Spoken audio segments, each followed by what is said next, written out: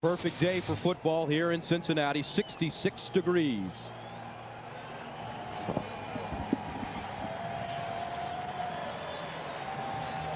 Matt Stover kicking off for the Ravens, 3-6 on the season. And the Cincinnati Bengals 1-9. Tremaine Mack back deep. Bruce Coslett, fourth season, 1 year remaining on his contract. On the other sideline, Brian Billick, in his first year, his team has lost 4 games by 3 points. So we're underway from Cincinnati. Here's Mack inside his own 5. Tremaine Mack pops it outside with the lane and gets all the way up to the 46-yard line. A return of 42, Deron Jenkins with the special teams tackle. That brings on Jeff Blake. In the final year of his contract, he will be a free agent at the end of the season. Take a look at his numbers. And basically, Gus, when Akili Smith was drafted, Jeff Blake knew his days were in Cincinnati were numbered. He has 6 games left this year. He wants to go out, make some things happen, bring home some wins for this Bengals team, and audition for the other teams in the National Football League. Cincinnati starts first down and 10 from their own 45. Out of the eye, play action. Blake steps up, going for the home run. He has Darnay Scott. Incomplete. No flags on the play. Chris McAllister was beaten on the play, but the ball hanging up in the air, and he was able to make up ground. Jeff Blake just putting a little too much air under that one.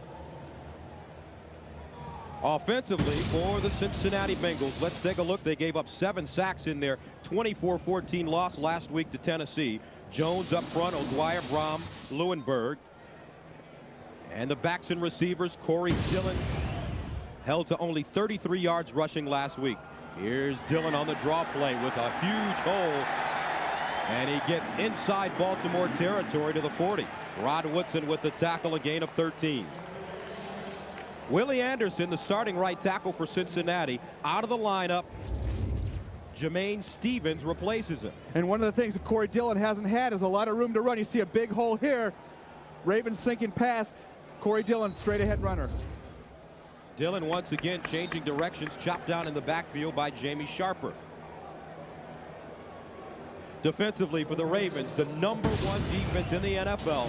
They're tied with Jacksonville. And take a look. Burnett, Webster, Saragusa, McCrary, the linebackers, Ray Lewis, the best in the NFL in the middle, and the corners are the youngest in the NFL, Chris McAllister, Jenkins, and the great Rod Woodson at free safety. Second down 10 from the 41. Marco Battaglia in motion. Corey Dillon over the right side, and he is dragged down. Jamie Sharper, once again, this young man having a Pro Bowl type season. Great athleticism from those linebackers from the Ravens. Jamie Sharper, not as much publicity as Boulware and Ray Lewis, who get a lot of sacks, a lot of pressures, a lot of tackles, but he's got great speed, side to side, makes a lot of plays for this Ravens D. No gain on the play. That will bring up third down and 10. Jamie Sharper, third year out of the University of Virginia. And the Bengals need to get to the 31.5 for a first down. Jeff Blake out of the gun.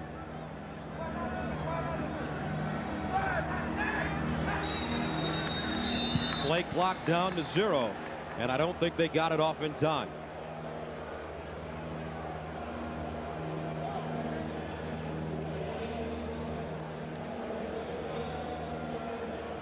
And those are the things that happen when you're 1-9. You can't have a delay of the game penalty, playing at home, no crowd noise. You've got to get those plays in and out of the huddle. Big third down, drops you back, allows that defensive line for the Ravens and those linebackers to come at you. They know you're throwing now. So third down and 15 from the 46. They need to get to the 31.5. Blake out of the gun, 3 receiver package. Here's Blake in trouble and got it away, incomplete. Rob Burnett with pressure intended for Cliff Gross, and the Bengals will have to punt it away. And Rob Burnett's got a lot of pressures this year, maybe not a lot of sacks, but he's really playing well, coming back from a knee surgery a couple years ago. Probably the most consistent defensive lineman right now for the Baltimore Ravens. Brings on Will Bryce to punt it away. He stands at the 39. Jermaine Lewis, Pro Bowler, standing at the 10-yard line. High wobbly kick Fair catch signal. Lewis at the 15, dropped it. Loose ball. Lawrence Wright recovers, and Cincinnati has the football. A flag down on the field at midfield. And I think it's going to be against Cincinnati. They might have been holding there.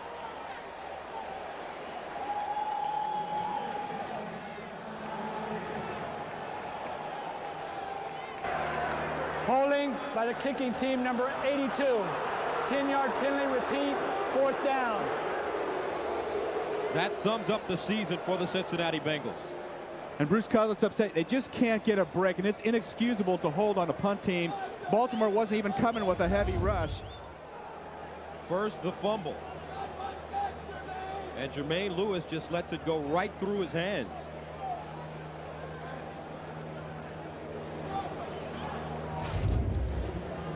So Bruce Coslet trying to keep his team in ball games, trying to keep them motivated. Right here, middle of the screen, Rodney Holmes, Tony McGee actually getting a little hold. So Bryce backed up to his own 30, left-footed punter, wobbly kick again, and Lewis lets it go over his head. And it's down inside the 10. Jermaine Lewis losing it to begin this game. Misjudging the punt, and the Ravens will be backed up close to their own end zone.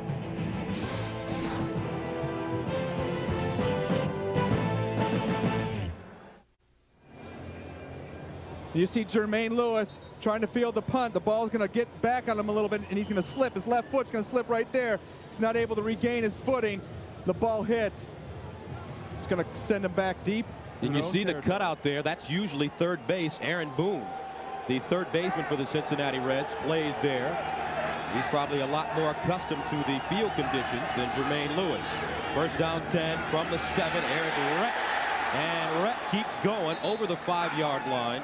And he may have gotten back to the line of scrimmage. Steve Foley with the tackle. Tony Banks, the starting quarterback for the Baltimore Ravens. The numbers on Banks last week against Jacksonville. He's a big, strong-armed, mobile quarterback. Not spectacular numbers, but with this #1 defense in the National Football League, the most important thing, don't have interceptions. He's only thrown 1. Second down 9 from the 8-yard line. Ismail in motion. And the handoff to Rett off tackle, and he's tackled from behind. Brian Simmons, second-year man out of North Carolina, middle linebacker with the stop. Offensively for the Baltimore Ravens, Edwin Mulatalo, rookie out of Arizona, gets his second start. Ogden Mitchell, Blackshear, and Everett Lindsey moves over from left guard to right tackle. Backs and receivers, Eric Rett, third in the AFC in rushing. Evans playing with an injured elbow. Patrick Johnson, Kadri Ismail, and A.J. Ofadale starts in front of Aaron Pierce. Jermaine Lewis not starting at receiver today. 3rd and 8 from the 9. Tony Banks loads up. Incomplete. Flag on the play. Artrell Hawkins covering. And this could be against Cincinnati.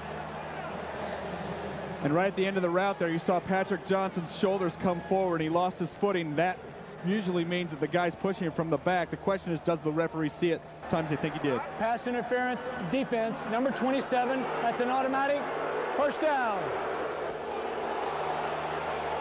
And Artrell Hawkins not happy. Bruce Coslet also a little upset on the sideline. And you're going to see right there, going forward, Patrick Johnson. And you can't tell if his momentum kept him forward or Hawkins pushed it, but you know, there's hand-to-hand combat going on all the time. Just whether it was that aggressive, the referee thought it was. First down for the Ravens from their own 23. Banks passing, slips at third base again.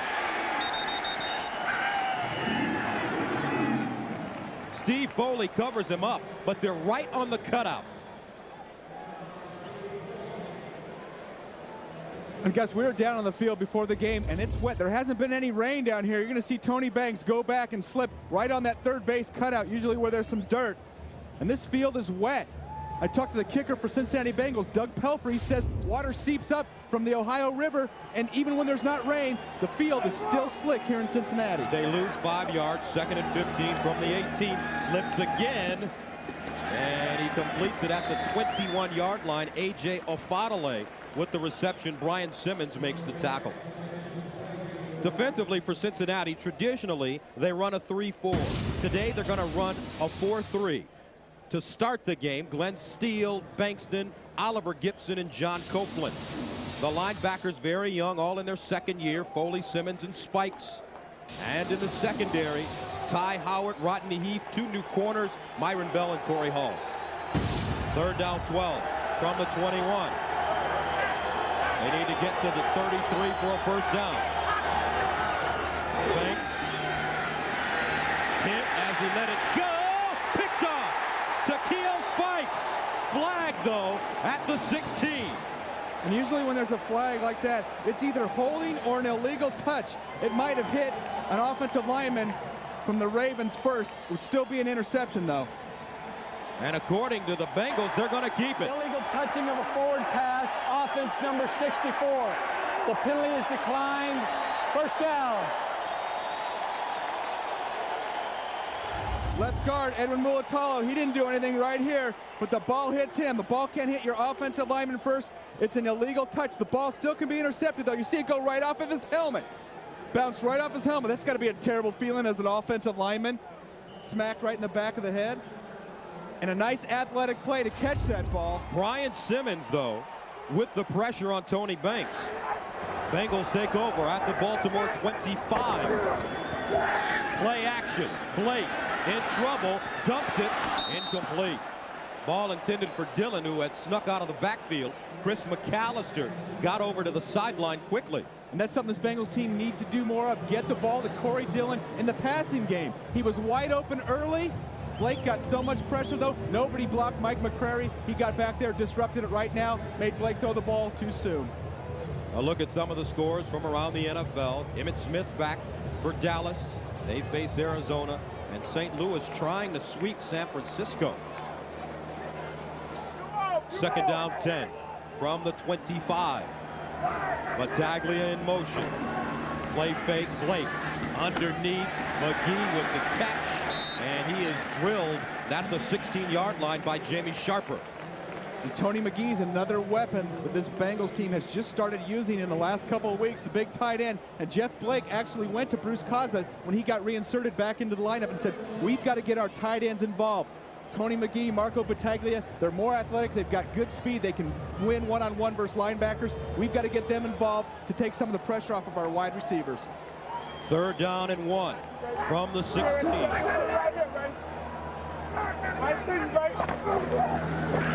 Dillon looking for the 1st.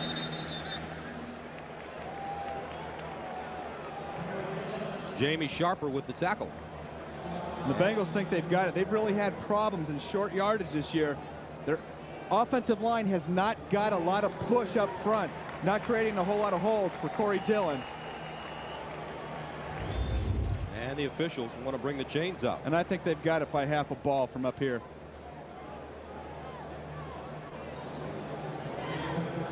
And so you see Corey Dillon keeping his legs churning, keep moving, keep going. And you want to keep driving in there because just a spot 3 or 4 inches could mean the difference right here, down here. And Corey Dillon has it by a nose. 4 carries, 15 yards for Corey Dillon. And it's so important for the Bengals to establish that run. They've got behind so early this year in the first half. They had to abandon that run game. Corey Dillon, they've got to stay two-dimensional, have the pass and the run. Good start for Dillon. 1st down from the Baltimore 15. Inside handoff and nowhere to go. Lionel Dalton with the tackle.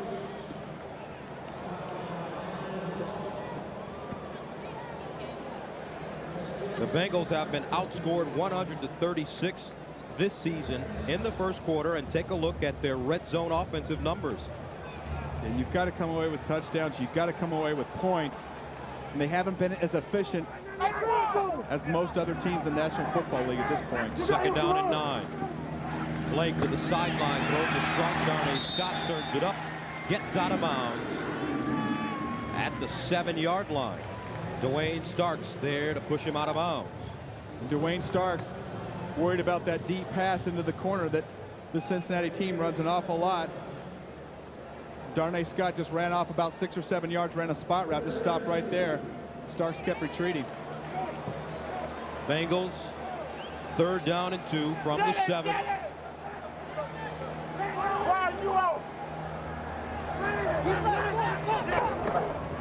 Dillon hops through the hole. Play action rather. In the end zone, touchdown. A great play action fake by Jeff Blake. And Carl Pickens all alone in the back of the end zone.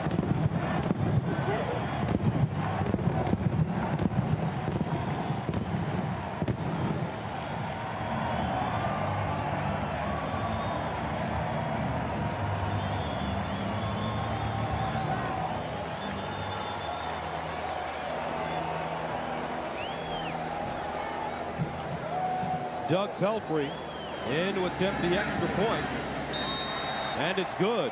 Cincinnati has its first lead at home since a 38-10 loss to the Rams 7 weeks ago. Carl Pickens all alone.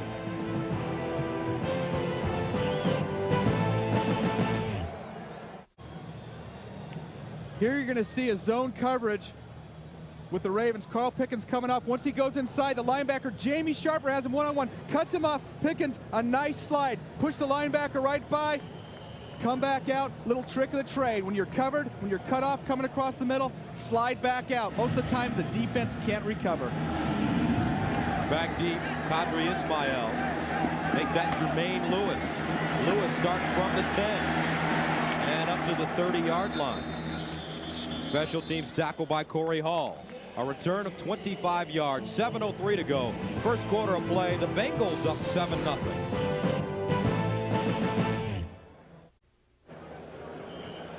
Touchdown pass, Jeff Blake to Carl Pickens, and the Bengals take a 7-0 lead, their first lead in 19 quarters. Ravens at their own 31.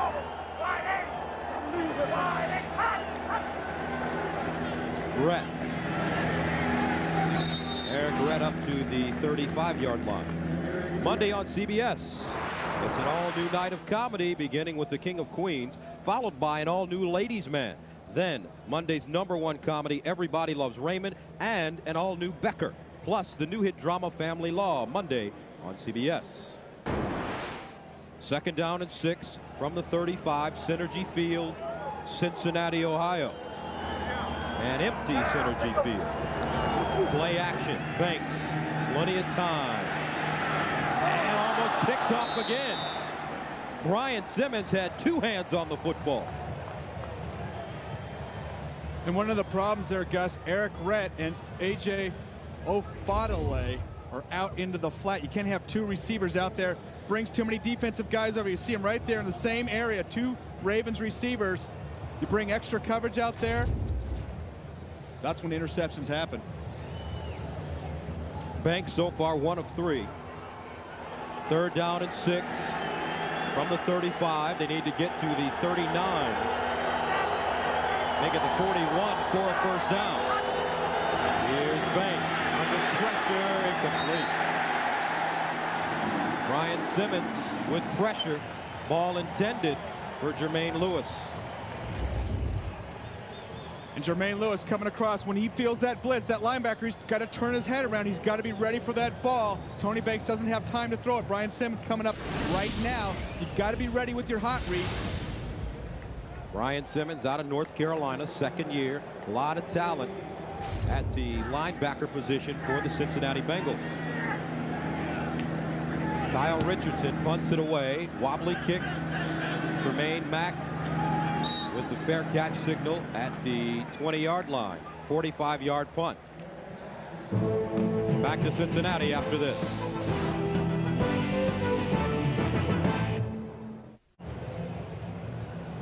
Seven to nothing. Cincinnati surprising Baltimore. 6:13 to go in the first quarter. Jeff Blake, 3 of 6, 23 yards, and a touchdown to Carl Pickens. They start from the 21. Play action, Blake. Down the field. Blake. And it's caught! Holy mackerel! A flag on the play, but what a great catch by Carl Pickens! Over the shoulder. And interference against Baltimore. Deron Jenkins was right with him, and that is the toughest catch in football. Over the shoulder, going downfield, looking back behind you. Spectacular catch by Carl Pickens. Watch Deron Jenkins stay with him step for step. Jeff Blake puts a lot of air on the ball, fighting, coming right over the top, leaning back, and having the concentration to hang on to that ball. Stay in bounds. Unbelievable. Pickens has been criticized in the local press the last few weeks. His numbers are down. He came into camp 3 days before the beginning of the season, wanted to force a trade, ended up getting a big contract, making $9 million, making $8 million this season. And it's been tough for him this year. Quarterbacks for Cincinnati haven't gotten a lot of time. Offensive line's giving up a lot of sacks. Baltimore's gotten a lot of pressure. So far, Jeff Blake's had time to throw today. First down from the Baltimore 32. Corey Dillon trying to get outside, and Dillon ushered out of bounds by Chris McAllister. One of the all-time great receivers in Cincinnati Bengals history, Carl Pickens. And take a look. He has received a lot of praise. Ranked #1 in receptions, 3rd in yards, #1 in touchdowns, and tied for 2nd with 18 100-yard games. He has 47 yards in the first half of play here. 2nd down 10 from the 32. Play action. Blake all day to throw. Underneath, caught. Tony McGee inside the 25. A gain of 9. Rob Burnett, Ray Lewis with the tackle. And those are the things the Bengals have to do if the guys aren't open deep. And here's Mike McCray. Now watch this effort. He gets blocked down inside hard right now by Big Rod Jones. Gets off the ground, comes back, and gets in Jeff Blake's face. Most guys in the National Football League will stay on the ground, crawl up, go up to the quarterback half speed. With Mike McCray, you get full speed all the time, the whole game. 3rd down and 1. Blake sets up in the end zone. Touchdown!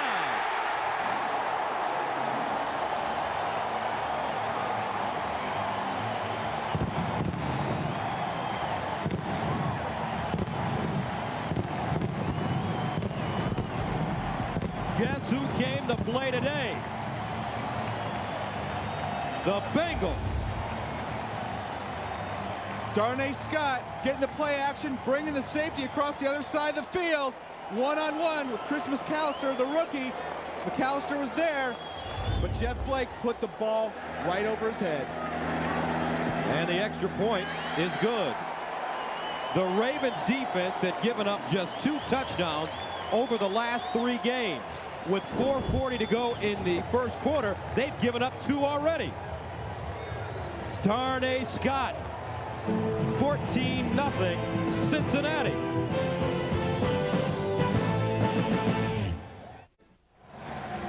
Darnay Scott, 23-yard touchdown from Jeff Blake, 4 plays, 79 yards, and they're scoring quickly.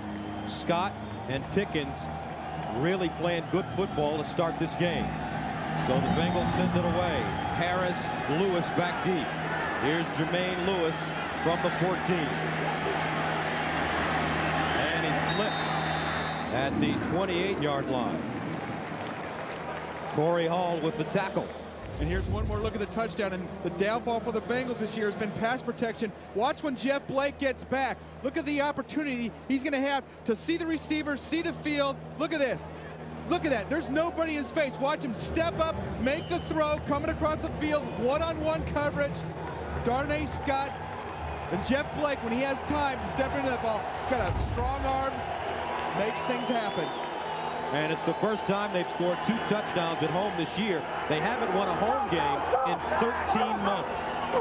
Play action, Banks goes up top. Afadale, great catch at midfield. A.J. Afadale with a gain of 21 yards.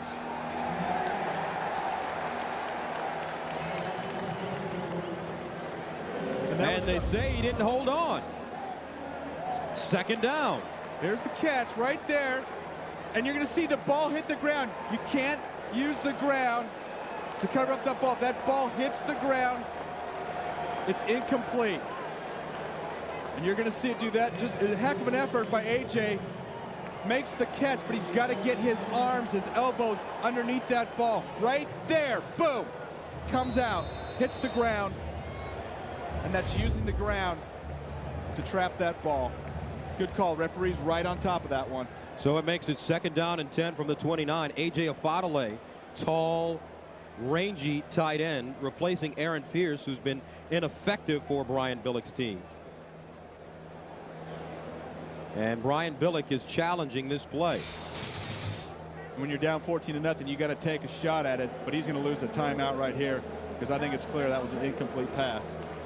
And it's got to be indisputable evidence to overrule the call on the field, and they're not going to get indisputable evidence on that one. Heck of an effort by Afadale.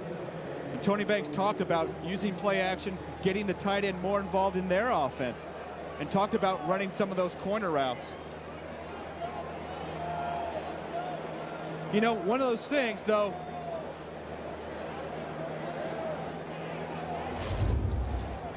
Brian Billick, an offensive genius in Minnesota last year. Different story. He does not have the weapons.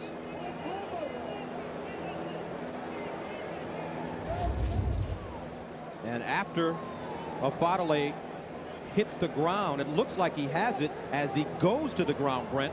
I think that's what Brian Billick is trying to say.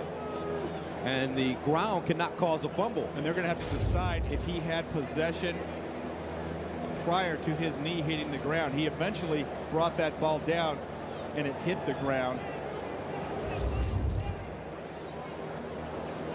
So we're trying to show you every angle possible. That's from behind. It's really tough to tell from that standpoint.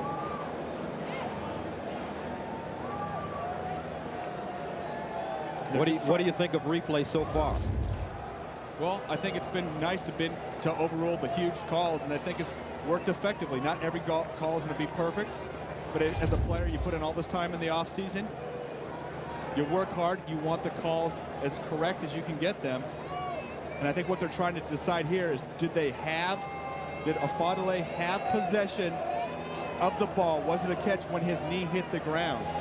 And that's why they're taking a while to look at that. Replay this year, 107 challenges, 31 have been overturned. And it's a judgment call. It looks like he's bringing it in right there.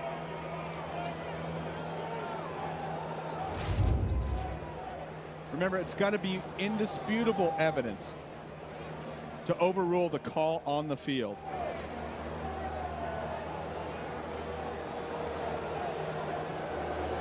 Phil Luckett, the referee. And he'll render a decision. After reviewing the play, the ruling on the field stands as the ball was loose and touched the ground. Incomplete pass. Baltimore is charged at timeout. Timeout, Baltimore. And I think the referees were right on top of that one. And it's very hard to overrule that, Gus, because the rules do say it's got to be indisputable evidence. And there he is, hitting the ground and cradling it. The ball hitting the ground. Had he had his elbows underneath, it wouldn't have been a question. Second down and 10 from the 29-yard line for the Ravens. Down 14-0. Play action. Banks steps up underneath and complete. Eric Rett with the reception out of the backfield. It's a gain of 4 yards.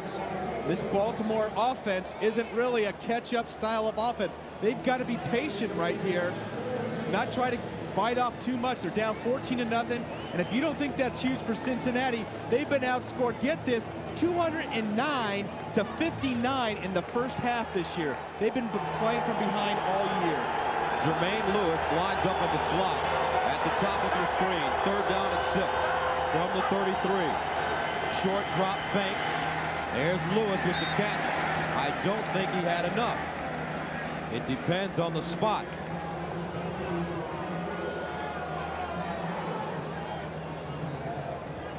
And it's going to be close, Gus. It's going to be right down to the tip of the ball.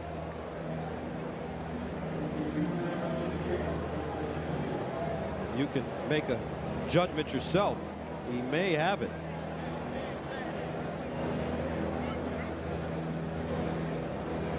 As a receiver, you've got to know where that first down marker is. You've got to get a half yard beyond that.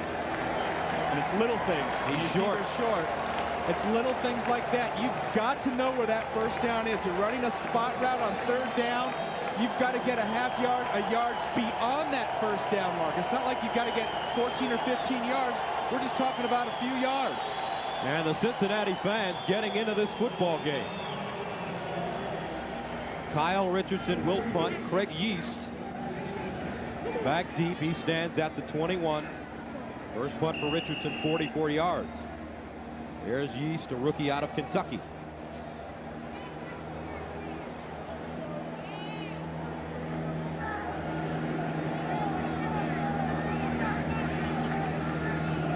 Low snap handled.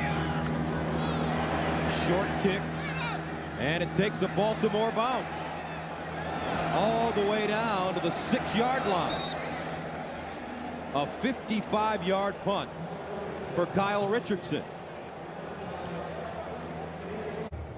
Mike Brown, the owner and general manager of the Cincinnati Bengals, and he has to be pretty happy about the way his team is playing.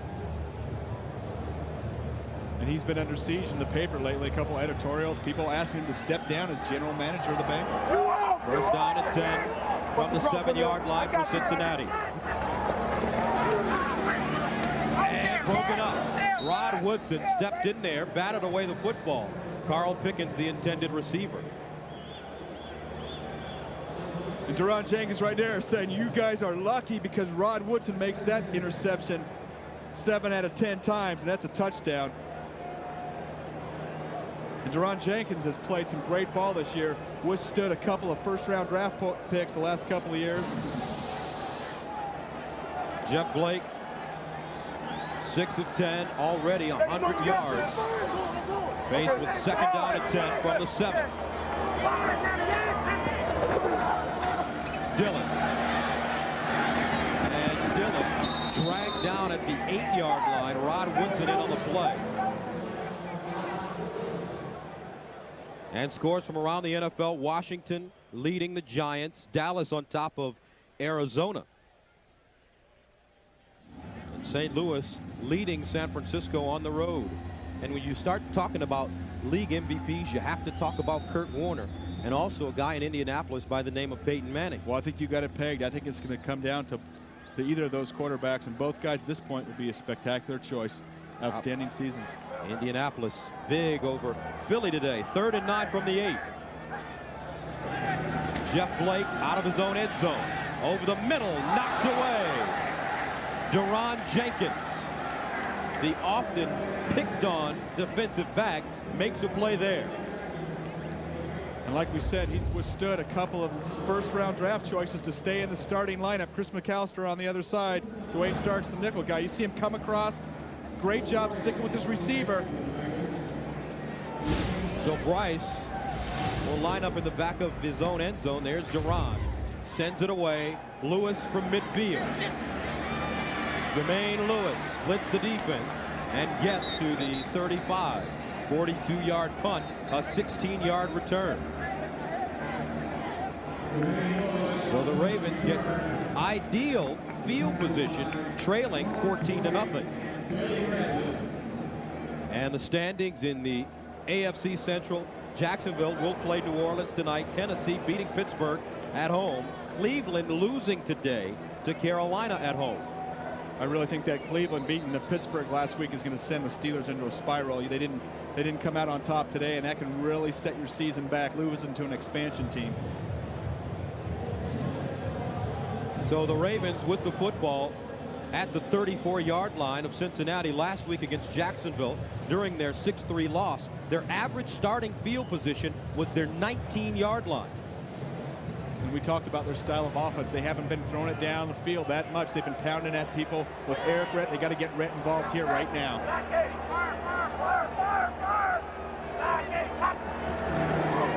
Banks Sets up the screen. Brent turns it upfield. Dragged down at the 28. Michael Bankston with the stop. You talk about little things making a huge difference. There's defensive lineman Michael Bankston getting out from that screen, getting downfield, tackling Eric Rhett. Rhett had a huge running lane down the left side of the field. It's little things. And when you're 1-9, it's tremendous effort at this point in the season. You've got to keep playing hard, fight through the tough times. Bankston's been doing that for the Bengals. 19 carries, 50 yards last week for Rhett. Out of the eye. Here's Rhett over the left side, and he is pummeled and driven down at the 30. Brian Simmons shot the gap and delivered a lick. And there's Dick LeBeau, the architect of the zone blitz defense. And he is undermanned a little bit, but his guys refuse to quit. And he loves these young linebackers. Watch Brian Simmons firing through there. Takeo Spikes taking on the block. Simmons right there. Great 1-2 punch. All over Eric Rhett. Eric Rhett, a big cutback runner.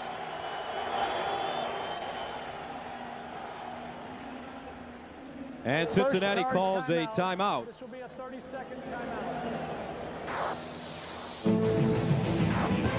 Back to Cincinnati after this.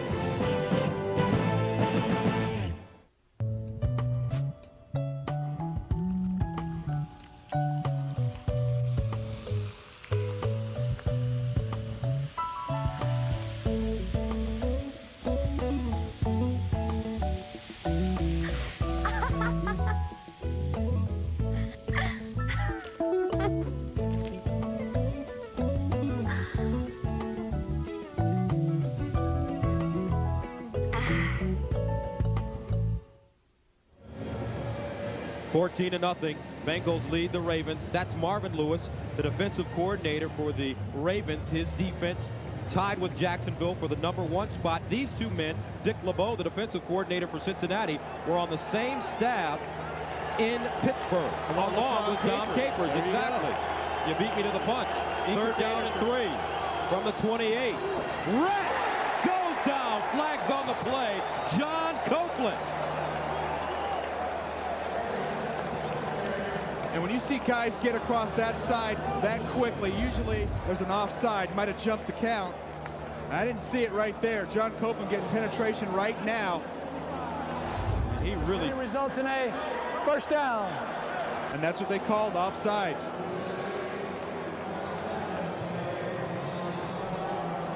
John Copeland drilling Eric Rhett.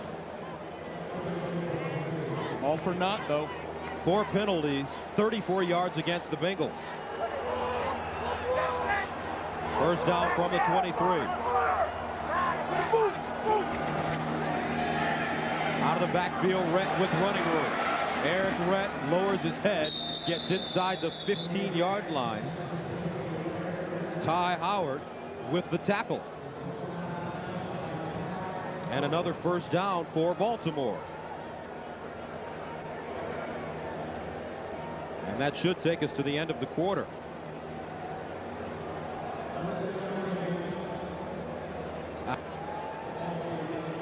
And that's the end of the first quarter with the score. The Bengals leading the Ravens 14-0. We'll return to Cincinnati right after this message.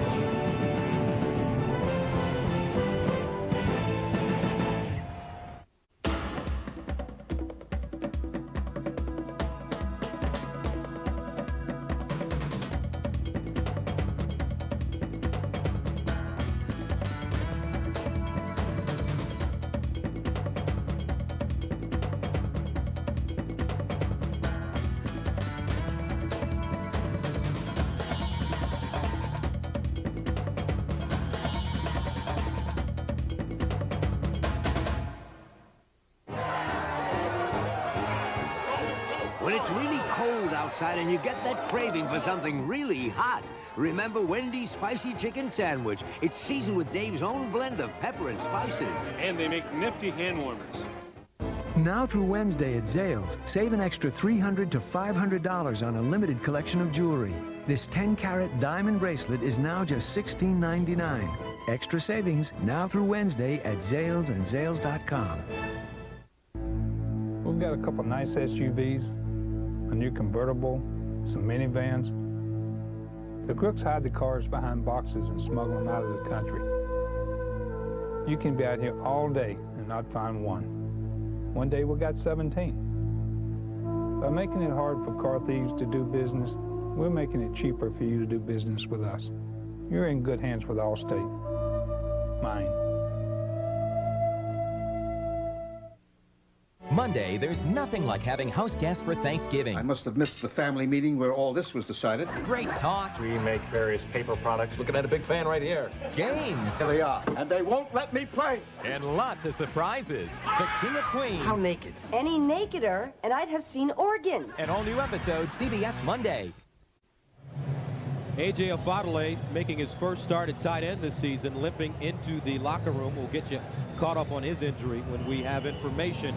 Meanwhile, Peter Boulware has a right shoulder separation. He will not return. Afadale has a left knee sprain. Out for the game. First down from the 11. Eric Rett pounding forward.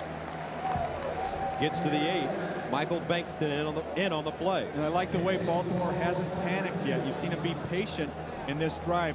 Hit Eric Rett on a little screen pass and hit him on a swing pass. Rett catching the ball out of the backfield is very dangerous for opposing defenses because he's got room to run. He's a power runner. That's what this Ravens team has to continue to do. They can't just try to go long every play being down 14 points. Second down, 7 from the 8.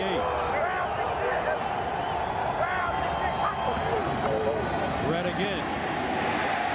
And Rett gets to the 7.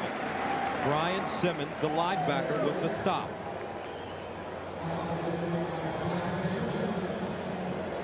And the red zone numbers on the Ravens this year: 16 possessions, 7 touchdowns, 7 field goals. Well, we've talked about it. You want touchdowns. They really missed their big wide receiver, Justin Armour. Big possession guy, big target, 6'5". He's out today with a deep thigh bruise. And this is where you need that big size down there in the red zone. Third down and 6. Aaron Pierce in motion. Banks in the end zone, incomplete. No flag. Patrick Johnson, the intended receiver. Artrell Hawkins covering.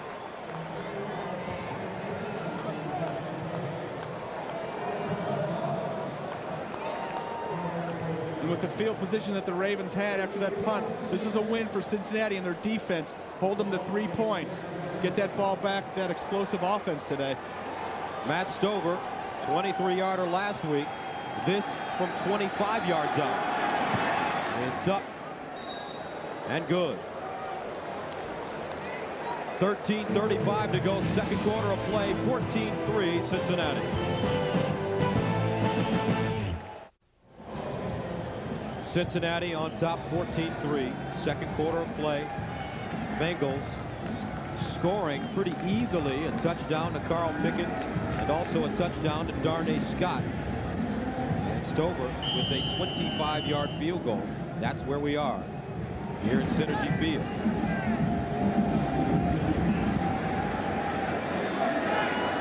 Mack having trouble, picks it up at the 10. Tremaine Mack still running at the 30 and powers his way forward, fumbles the ball. The Ravens say they have it, and they do.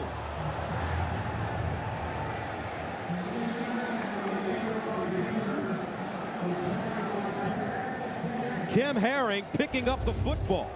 Tremaine Mack, look at the leg drive, keeps going, bounces off a tackler there, gets upfield, great effort, keeps going and going and going, and helmet right on the ball. There's sometimes you just can't help fumbling. Benny Thompson, number 37, special teams ace. He knows where to put that helmet, right on the ball. Watch, there's sometimes when that helmet hits the ball, boom, right there. You can't do anything about it. You're fighting for extra yards. Nice shot on that replay. So the Ravens have it at the Cincinnati 40. Play action, short roll Banks. Down the field for Ismail, incomplete. Corey Hall broke it up along with Hawkins. And I think Hawkins delivering a blow right when that ball got there, right when it got in Ismail's hands, really made that play because he had a step. You're going to see the ball, and actually it's Hawkins knocking the ball away at that last moment. Great defensive play. Artrell Hawkins played here in Cincinnati collegiately at the University of Cincinnati. Second down 10 from the 40. Draw play. Eric Rett squirms ahead down to the 38-yard line. Takeo Spikes with the tackle. Synergy Field, Cincinnati, Ohio.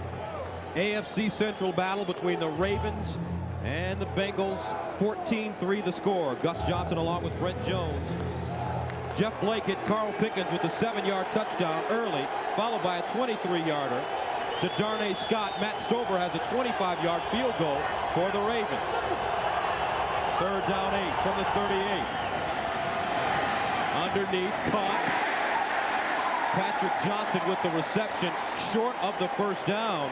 Ty Howard with the stop. They needed to get to the 30 for a first.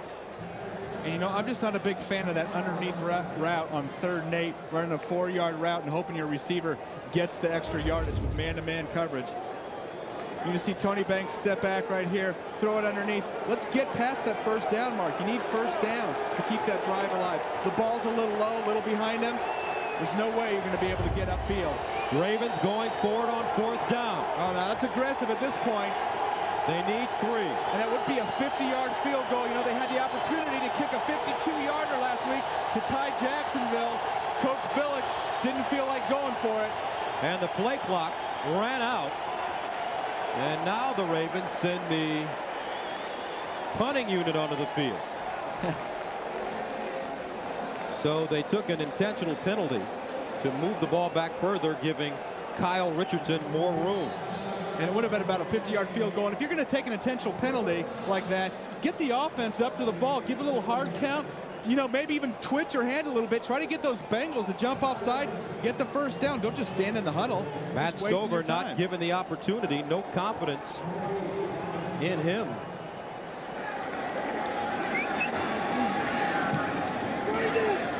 Pops it up. Fair catch signal at the 10. So the fumble does not hurt the Bengals. 11:28 to go, second quarter. They lead it 14-3. The weather is getting colder, but the divisional races are heating up. Get a complete review of all teams as they battle for playoff positions. Just click on NFL at cbs.sportsline.com. First down at 10 from the 11-yard line for the Bengals. Leading it 14-3. Blake to pass. Flag on the play. Hit as he throws. And it wobbles to the sideline.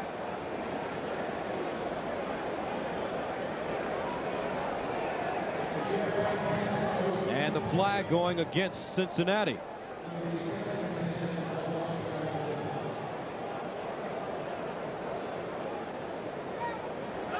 Baltimore coming with a lot of pressure right there. That's what they've got to do. They're going to miss Peter Boulware in there because Cincinnati can start sliding the line toward Mike McCrary. The illegal shift on the offense. 2 men moving, failing to reset. The penalty is declined. Second down. So makes it second down and 10 from the 11.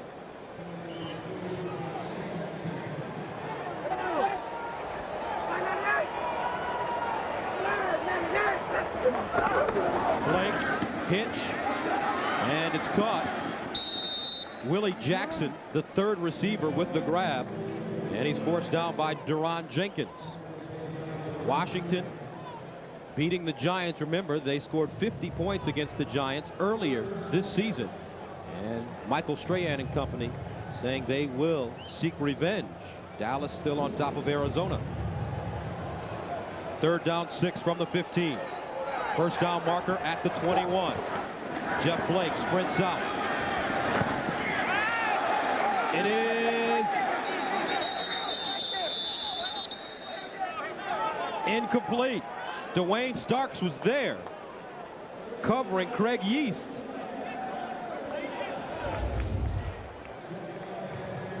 And watch the end of it, and it was a great play. Starks getting his hands on it, and there's the ball, and it just does touch the ground. He traps it on the ground, and usually you can tell by how much a defensive guy reacts. If he's jumping up and down, screaming at the official, then you know he made a heck of an effort to catch the ball. Starks just walked off the field, not giving up much of an argument, and then you know right then he didn't catch it. Starks lost his starting job at right corner. And is the third defensive back. High snap, Rice. Nice catch, and gets away a bomb. Lewis back to the 30. Lewis over the 35 to the 36-yard line. A 55-yard punt, 7-yard return.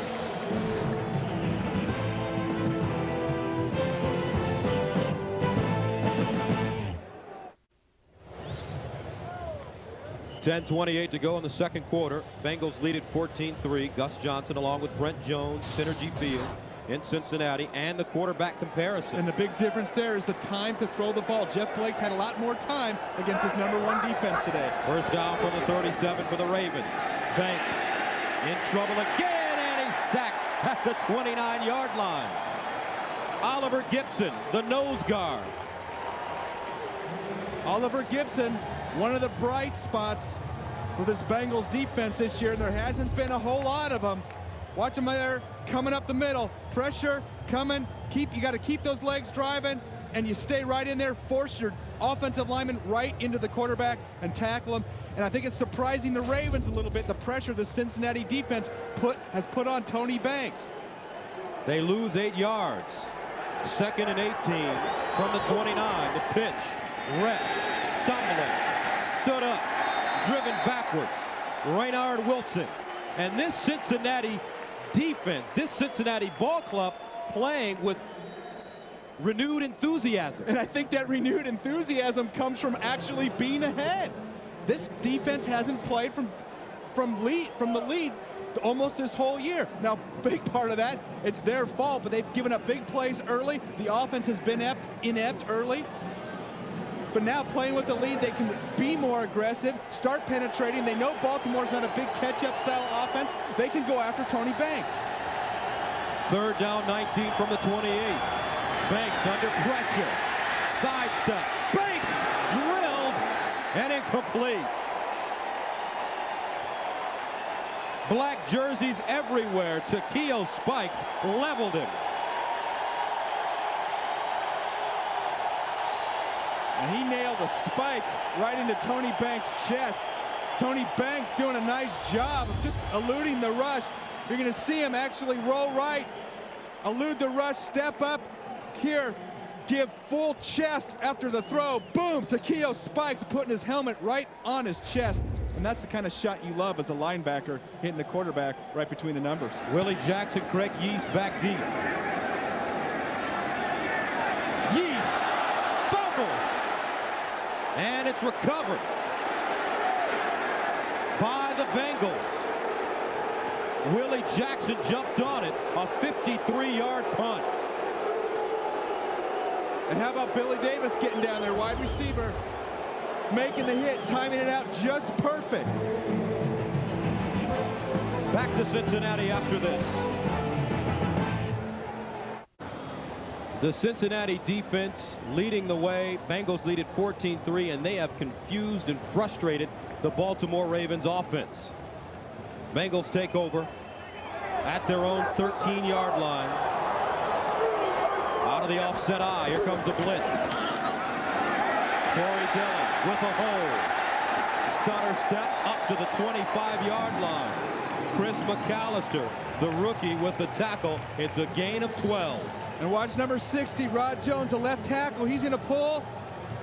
Get up on a linebacker right here, right here. Watch him come. He's going to get up on Cornell Brown, turn him inside, allow Corey Dillon to bounce it outside through that big hole. The big man, 328 pounds, getting some movement out there. First down from the 24. Out of the backfield, caught. Cliff Gross spins. Jamie Sharper there, and the flats covering defensively. And we talked about Rod Jones, and this poor guy the last couple weeks gone against Tony Brackens, Chad Bratsky, Javon Kearse, now Mike McCrary. Had some trouble a little bit with some of the speed rush guys, but he's held up. He's told us today he's just going to work on his technique. He's not going to try to do anything different versus McCrary. This game being shown in Detroit. Rod going to McKenzie High School in Detroit, Michigan. Told Big Lou at Powerhouse Gym that he was going to play well today. His trainer. And the Bengals running the ball. And Jones run blocking on that play. That's right. They say he's got the hot hand. Run it over me. Gonna take a little safety. Just smash him. Make him a safety sandwich. That's what you love when you're a lineman. A safety sandwich. Safety sandwich. Hey, I can go half speed and smash this guy. That's exactly what he did right there. Played collegiately at Kansas. 3rd down 5 from the 29. They need to get to the 34 for a first. Play action. Blake fires and complete. First down, Cincinnati. And that ball got there in a nanosecond. Scott with the reception, a gain of 7. Darnay Scott knowing exactly where that first down marker is. We saw that earlier with Jermaine Lewis. Was a little short. Darnay Scott going a half yard past the first down, finding a hole. Sit down right now. Jeff Blake putting it right between the safeties. Scott 3 catches, 37 yards. 6:47 to go in the second quarter. Referees having a conference.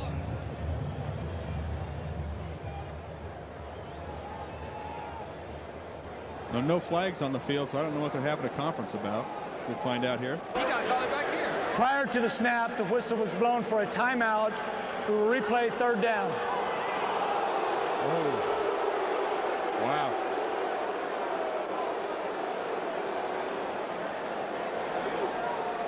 And Bruce Coslett isn't happy. You got to wonder if one of the teams called timeout. Boy, up here, I didn't hear any whistle. They're going to have to blow it and keep blowing it once that play starts.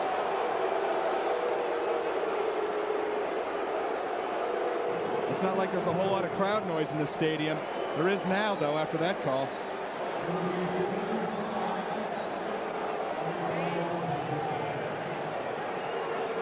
Bruce Coslett can't believe it.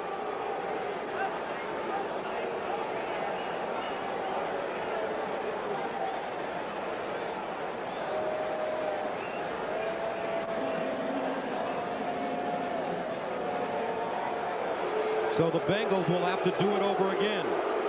3rd down and 5 from the 29.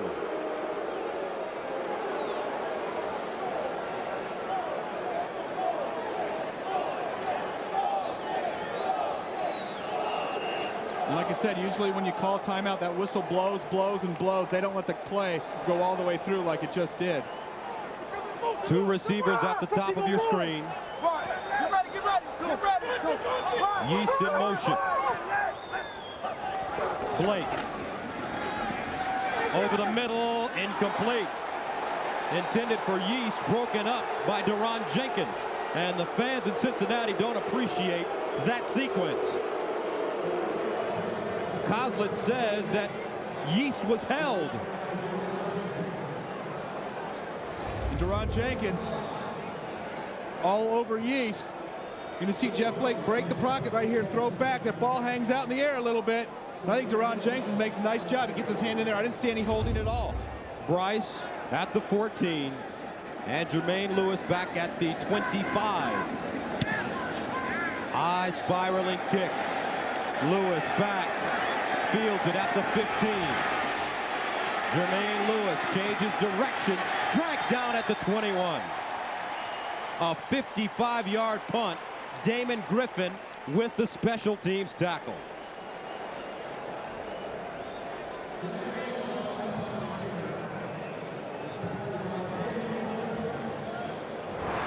Beginning Thanksgiving Day, continuing Friday, and finishing with the flourish Saturday in primetime.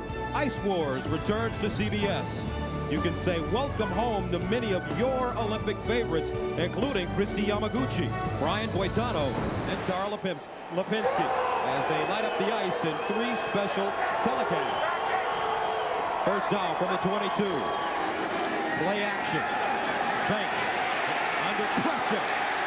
Sacked again at the 20. 3rd sack of the day. Michael Bankston.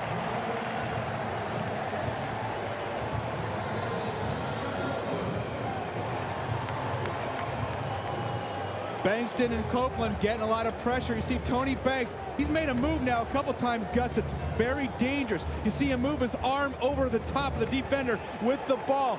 You can lose the ball easily that way. Banks is going to have to be careful carrying that ball back there. 2nd down and 12 from the 20. The pitch. Rhett. No gain. Simmons with the stop.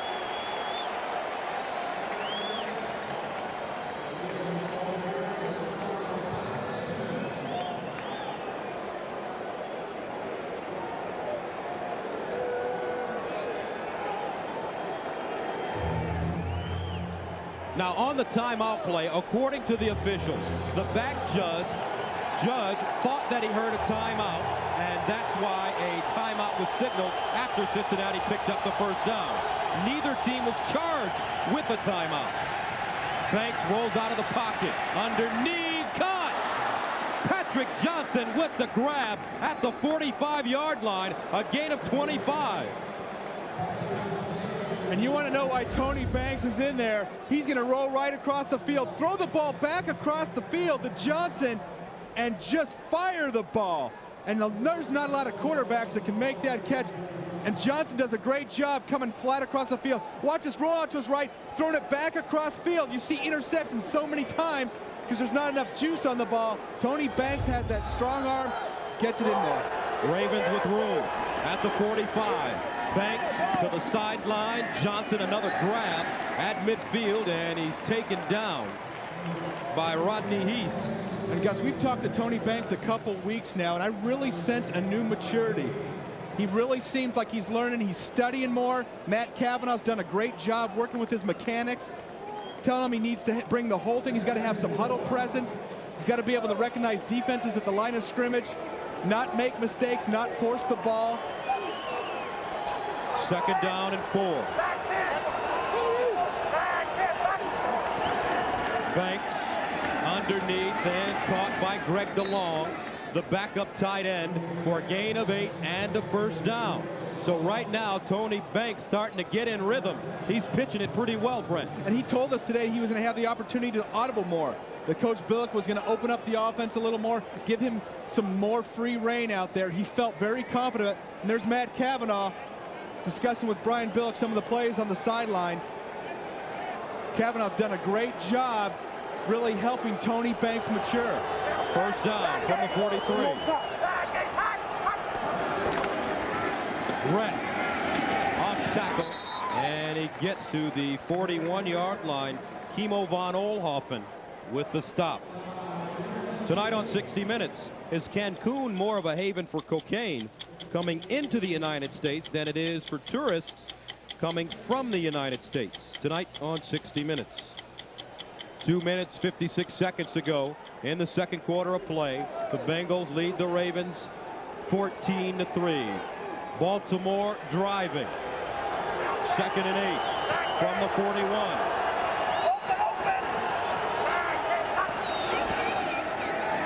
Tony Banks wide open. Evans. And Chuck Evans rumbles down to the 20. A gain of 21 yards. And we talked about some of Banks' maturity. That was an audible up there. He got up to there, changed the play. You're going to see him look right, little play action, look right, then come back left to the wide open Chuck Evans. That's a mature throw. Hit the back out of the backfield when you're taking away your wide receivers. A lot of room for Evans to run. Lowering his shoulder, sending some Bengals flying down there. Chuck Evans signed as an unrestricted free agent coming over from Minnesota. Ravens at the Cincinnati 20. Lewis on the reverse. Jermaine Lewis, and he slides down at the 17-yard line. Rodney Heath again. Approaching the 2-minute warning. 14-3 Cincinnati. Jets winning, Indianapolis crushing Philadelphia, Miami beating New England at home. And an interesting statistic, Pete Carroll, after losing to Bill Parcells, his teams are 1-3 2 straight years. So you're saying it's the old tuna sight, huh? No question. Second down and 7, the drive, 8 plays covering 61 yards. Play action, Banks to the sideline, incomplete. Intended for DeLong, it's thrown behind him, and there's a flag on the play in the Ravens' backfield.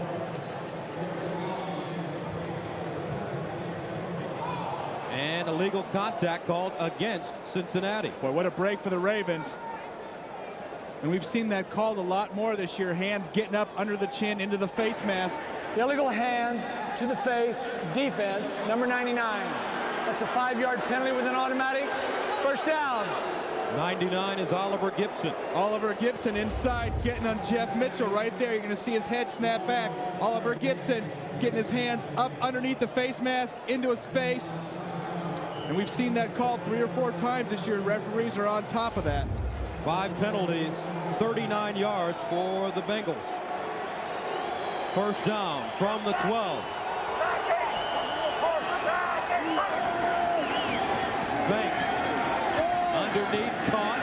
Once again, DeLong, and he is stopped inside the 5. Steve Foley. But the Ravens need touchdowns in this situation. Well, they do, and they just they can't bite off more than they can chew. They were covered, the receivers into the end zone. Billick told us yesterday they were going to use Greg DeLong more in the red zone. The last play was thrown to him, a little behind him, Tony Banks on the illegal hands to the face. Watch him sneaking out here into the corner. Only one opportunity inside the red zone today. 11th play of the drive. They hand it off. Rhett lowers his head and stumbles forward to the 2. Kimo von Oelhoffen got an ankle.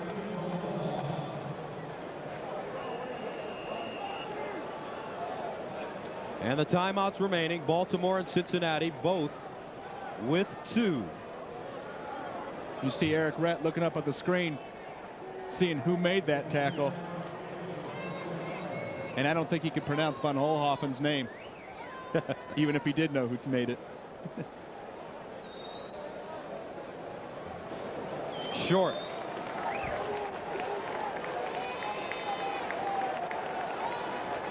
Now this is an instant, Gus, where you can't worry about going for the touchdown right now.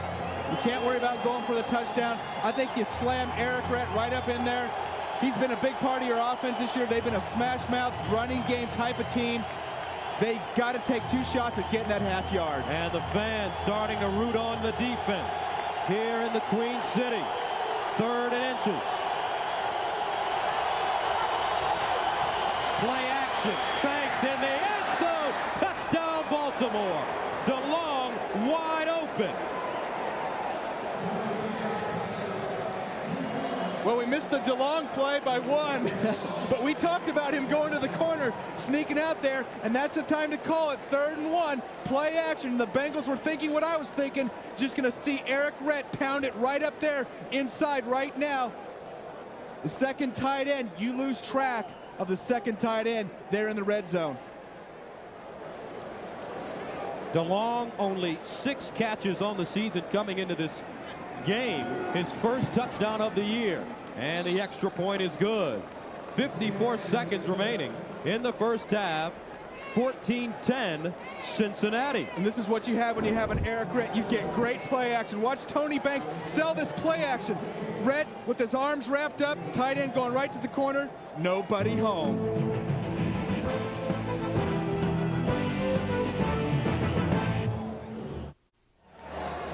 Greg DeLong going against Steve Foley. Watch him block, sell that run fake. Right now the linebacker's outside. He gets inside with the run fake. All of a sudden off to the corner. And that's what happens. And here's Brian Billick. Gutsy call on 3rd and inches. And when you're the Ravens, you got to make gutsy calls. Offense hasn't scored a lot of touchdowns in the red zone this year. Stover sends it away, takes a bounce, picked up at the 14. Damon Griffith up to the 35-yard line, a return of 23.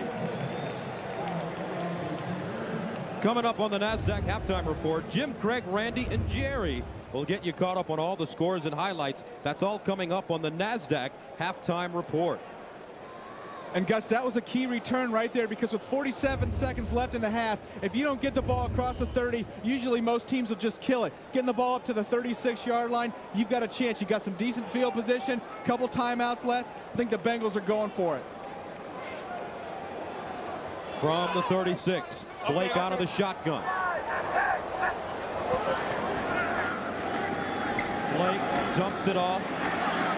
Gross gets to the 40. Stopped by Ray Lewis. And they've got 2 timeouts left, but that's one of those plays where instead of getting 3 or 4 yards to the fullback, just throw it out of bounds, Jeff. He knows that. That's just a wasted play. You lose too much time. 2nd down, 6. Here's the screen. Flags on the play. Gross again. Crowd not happy with the play selection. And that's going to be a hold against the Bengals. How about that? That's right. That's perfect timing. Suzanne Smith, our director, right on it. That's right. You can't fool Suzanne. And that might be the end of this 2-minute drive. Offense number 72. 10-yard penalty remains. 2nd down. Matt O'Dwyer. 6 penalties, 50 yards against the Bengals in the first half of play. 26 seconds and you've lost 6 yards. That's not a good 2-minute drill.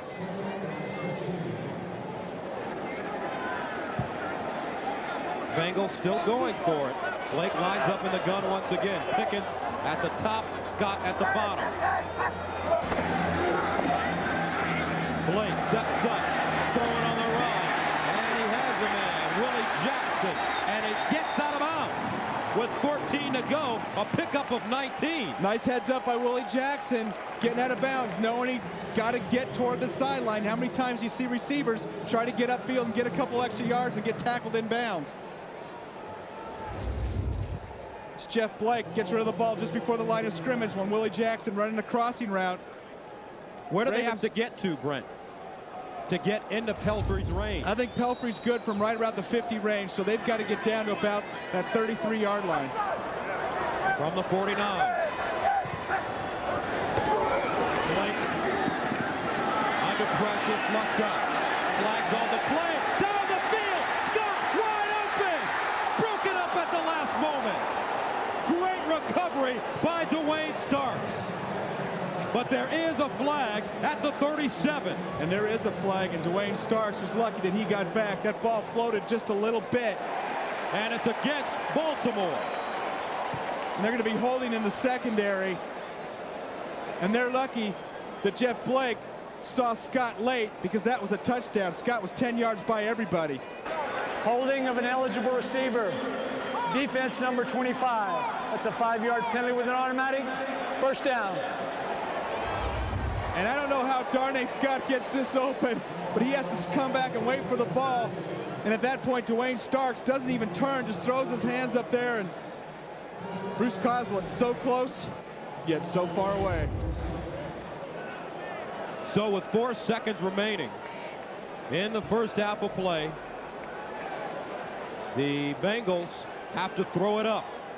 Darnay Scott, Jackson on the near side. It's Jackson in the slot. Pickens at the top of your screen.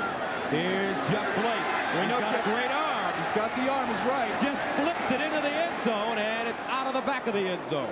And that will do it. Well, you were right. He had the arm. In fact, he had so much arm, threw it right out of the end zone. That's the end of the first half. With the score, the Bengals with a 14-10 lead over the Ravens. Coming up with the NASDAQ halftime report, Jim Nance. By the NASDAQ stock market. Hi, everybody. Jim Nance with you from the NFL Today studios in New York. And Blake, with the 2 touchdown passes, has the Bengals up 14-10 at halftime. Welcome again to the NASDAQ halftime report. First time this year the Bengals offense has scored 2 touchdowns in a home game. This is home game number 6. Craig James, Randy Cross and Jerry Glanville all fired up about this one. You said Cincinnati to win this game, didn't you? I did. You still believe. You're all over that, my friend. Just hang in there because the game's not over with. Baltimore played a great game last week at Jacksonville. They were physical. They showed up to play. They didn't show up to play here. They're playing Cincinnati. Kind of hard to get up for those guys. But I guarantee you, as this game wears on, Baltimore will take advantage. Well, this is still the Bengals, right? It is. Is this a guarantee? Did I hear a guarantee? Guarantee right here. Double your money back? Here. Is that it? Okay. What, you saying I've lost some? Elsewhere, yeah, like everyone. How about the Rams with another touchdown pass from Warner, leading the 49ers? The Bears and Chargers, and San Diego saw the Bears get a touchdown overturned by the replay, so San Diego leads by 7, trying to snap a 4-game skid. Giants and Redskins in Washington just fumbled on the 1-yard line, recovered by the Giants. Stephen Davis did score a touchdown earlier for Washington, though. Arizona and Dallas, and the Cowboys leading on a touchdown pass from Jason Garrett to Dave LaFleur. New England and Miami. Earlier today, the Dolphins got a big one inside the division. And it was Gadsden having a big day for Coach Johnson. This is on the first possession. Gadsden gets that pass from Heward. Coach Johnson liked what he saw out of his defense, because right there, Terrell Buckley and Jimmy Johnson was asked what he thought about this last week's tough loss against Buffalo. Our whole football team felt bad about the way they played last week, and they wanted to redeem themselves here today. And you know, it's no rest for the weary, because we got to go right back to practice tomorrow for the Thanksgiving Day game. They picked off Bledsoe 5 times. And, folks, we got a special holiday edition. Get ready to get bloated. Gobble, gobble. Thanksgiving Day. You look like you started early. He's still buying that picture. It's a butterball on the left. I don't know who I'd have to talk to, but I'm butterball dance. Worst picture ever. Miami and Dallas coming up on Thanksgiving Day here on CBS. 3:30, we're here with the NFL Today. The Jets won for the 3rd straight week, and they beat the Bills as Ray Lucas, coach, looks pretty good here at quarterback. Well, don't look at his stats and don't worry about how much passing yards he has. He finds a way to win the football game, either running or converting that 3rd down, and I really liked him in this game. And that confidence is just carrying over right over to the defense, which forced the Flutie fumble, recovered for a touchdown. Ray Lucas making a difference for the Jets. We don't have anything to lose. You know, all you guys said our season was over a long time ago. So all we have to do is go out and win one game at a time and turn this thing around. Like I said, I believe in every single person in that locker room, especially the offense. So the Jets win, and you did say on the NFL Today, Mr. James. I said they'd play well. I thought they'd win this game, and they got a chance to win 5 Clear the table, you I said. think they got a chance. They got a defense like that, they got a shot at winning a lot more games. Absolutely. Colts keep on winning. 6th straight week they win. That's the longest win streak since '77. And Edgerrin James was the man for Peyton Manning and the Colts. I thought this would be a tester for the Colts today. They had every reason not to play a great game. They had a big win on the road against the Giants last week. They came in, they had suspended players. Forget about all that stuff. Man, these guys showed up and physically beat a pretty darn good defense. Well, they scared the Colts. I thought they killed them. Seattle is also 8-2. It was Ricky Waters' day. He rushed for over 100, rushed for 2 touchdowns, and also caught a 3rd from John Kitna. Kitna threw for 2 touchdowns and all. Waters with his finest day as a Seahawk, leading them to victory at a tough place, Kansas City. Yeah, we kept saying to ourselves, when we leave here, we have to be 8-2. I don't care what happens. You know, we know that there's going to be times where they're going to make plays and we might mess up a little bit or have a bad play, but we have to stay together and we have to keep the intensity even if we got the lead. And we just kept going. And one thing about this team, you know, I still don't think it's not like we're world beaters or anything yet, but what we are is a team with a lot of heart that plays hard. That's a statement win right there, Jerry, at Kansas City. Well, when you go to Kansas City, you talk about crowd noise. This is the same team that already has won in Green Bay. And you got to look at John Kitna. He threw a ball right in the arms of Ricky Waters for a touchdown. He was dropped. He went over to him, talked to him on the bench. Next thing you know, they got another touchdown. I like John Kitna and Waters. Since your trip to Seattle this week, you've been raving about Kitna's leadership. I tell you what, I think if he was in the Army, and I told my good buddy here, he would be the general of the Army. This is a born leader. You sound like you're ready to serve yourself. I am. Where do you sign up? Where do you sign up? I've been wanting to leave here for a while. Pittsburgh dropped to 5-5 on the year. And here's yet another team 8-2 in the AFC. And McNair led them to victory with 2 rushing touchdowns. The Steelers had allowed coming in only 1 rushing touchdown in 9 games. Well, you still think Neil O'Donnell should be the quarterback for Tennessee? No. Steve McNair doesn't think so. He takes this one in for a touchdown. of the first score for Tennessee. The second touchdown, he just isn't going to be stopped. Up, flip, over, score. They had a late safety to make it 16-10. And they play next week at Cleveland. Things looking good for the Titans. Carolina won for the 4th time this year. Berline threw for 2 touchdowns. Browns 0-5 at home.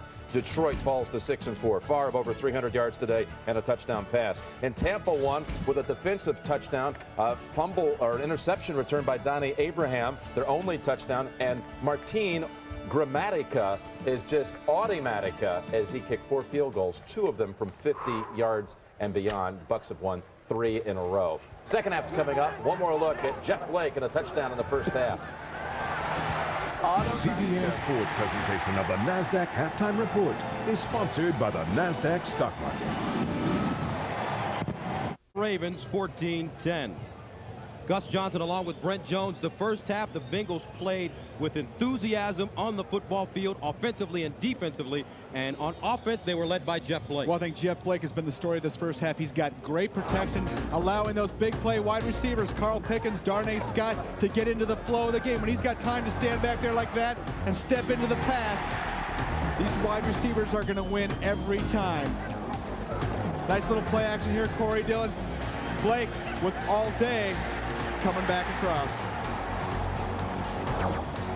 So Jeff Blake in the first half of play, 10 of 19, 130 yards, 2 touchdowns. We talked about how he will be a free agent at the end of the season, and he has a 6-week audition for the other 30 teams in the NFL.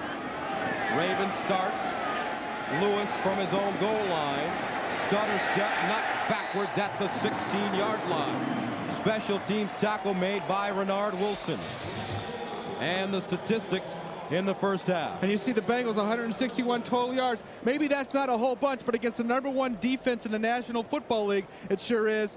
And the Ravens, until that last possession where they went 78 yards and scored a touchdown, they only had 27 yards. So Tony Banks starts the second half of play. 12 of 19 in the first half. 102, 1 touchdown, 1 interception.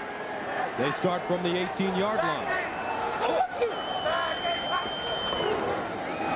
Eric Rett running the football, and he gets to the 20. Eric Rett, 15 yards rushing in the first half of play on 11 carries. And spikes in on the tackle. And that Cincinnati defense has mixed in 3- and 4-man lines. They saw Jacksonville have success with the zone blitz with a 4-man line last week against this Ravens team. That's the only team in the league that runs the zone blitz with a 4-man line. They initiated this week into some of their defensive game plan. Second down, 8 from the 20. Banks looks the other way. He can run. Tony Banks tiptoes out of bounds at the 27, make it the 28-yard line. Why the Bengals are getting good penetration. Michael Bankston on that right side gets upfield so fast, but you've got Tony Banks back there, so you get him pushed inside, blocked inside. He's got contained. He's responsible for not letting Tony Banks get out of the pocket. Banks can run. He's a big quarterback, but he's got some wheels. Get some big yards there. And a first down for the Ravens at their own 29. Johnson in motion. Play action. Banks got it away. Almost sacked. John Copeland right on top of him. And these Bengals fans are screaming for intentional grounding, but Eric Rett was right there. And this 4-man line of the Bengals has put a lot of pressure on Tony Banks. See Copeland right there. He's just inches away from a sack. And a lot of pressure all day on Banks. And that's something the Cincinnati defense hasn't really had this year. They haven't been able to apply a whole lot of pressure on opposing quarterbacks. Second down 10 from the 29. Rett. Power running up to the 35-yard line. Myron Bell, Brian Simmons with the tackle. Gain of 6. And Eric Rett's been a great story this year, one of the top rushers in the league. And he was young and brash, and I think that he told us he really started to study this last year, really understanding all the positions, what's going on out there as an offense, and it's really helped his game. really helped him be a team player, and he's really having some success this year. 3rd down and 4. They're 2 of 8 on 3rd down conversions today.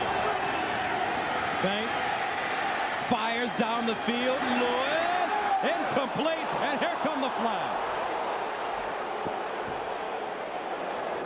Ty Howard face guarding Jermaine Lewis.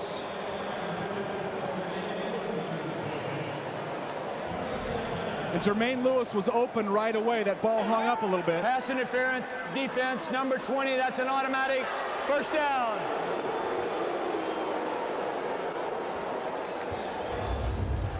Banks just seeing Lewis a little late and the ball being back, and you see the face guarding right there. A defensive back actually has to turn his head and get in on the play. And there's a great effort by Tony Banks just getting rid of that ball. What a strong arm. Kimo von Oelhoffen all over him. A 22-yard penalty. 1st down from the 43. Play action again. Banks down the field. Johnson with the step. Incomplete. Needed to make the over-the-shoulder grab. Couldn't do it. The ball was thrown towards the sideline. But he had his man beaten. And he went right by Heath right now, and Banks actually threw it a little bit to the outside. You like to have that more inside. You see Patrick Johnson adjusting to the ball outside. Does a good job adjusting. That's just a tough catch. And Banks saying, dang, I had that one. We saw Carl Pickens make that catch, almost the exact spot, over the shoulder. It's a tough catch, but when the ball's there, you're in the National Football League, you gotta make it. 2nd down and 10 from the 43. And flags.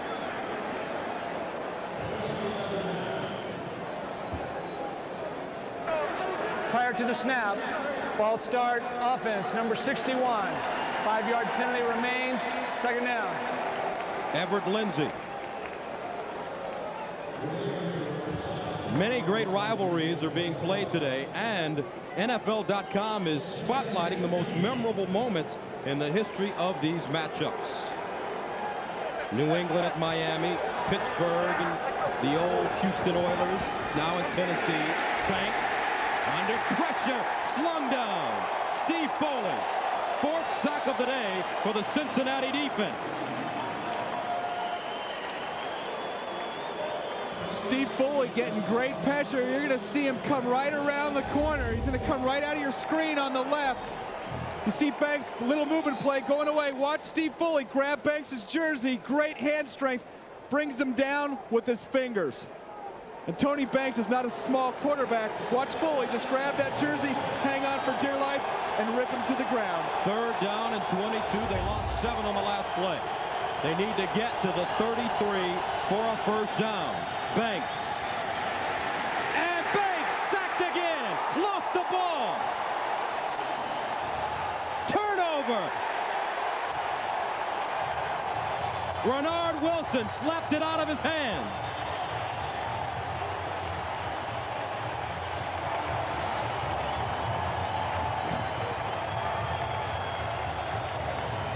And Tony Banks, you're going to see the Ravens. They're going to start moving the pocket. They're getting so much pressure. And Tony Banks, known for not being able to hang on to the ball. This is not his fault. The floodgates are opening, and he's just about to throw it. And the Bengals defense is all over him. And you've seen him roll out a couple more times. He's not going right back to pass. They're moving the pocket. And Renard Wilson just coming back and knocking the ball out of his hands. Sometimes as a quarterback, you can't defend against that. Cincinnati takes over at the 34. And Blake fires a strike. Darnay Scott with the catch at the 22. And Jeff Blake is really playing well. He's got a nice hot streak going. And Bruce Kozlik told us he probably won't be back next year. He told Jeff, hey, don't worry about the future. Let's just go out and play these last 6 games. Play like you're capable of playing. Blake 11 of 20, 141. Corey Dillon looking for a crease. And Dillon chopped down at the 19-yard line by Dwayne Starks. Corey Dillon's felt some frustration lately. You know, after 6 games, he was leading the National Football League in rushing. Hasn't had as many opportunities lately, and a lot of things have been closing up for him. He's been dancing around a little bit more. He's been known in the past for hitting the hole, hitting it now. There haven't been as many holes, and he's starting to dance a little in the backfield.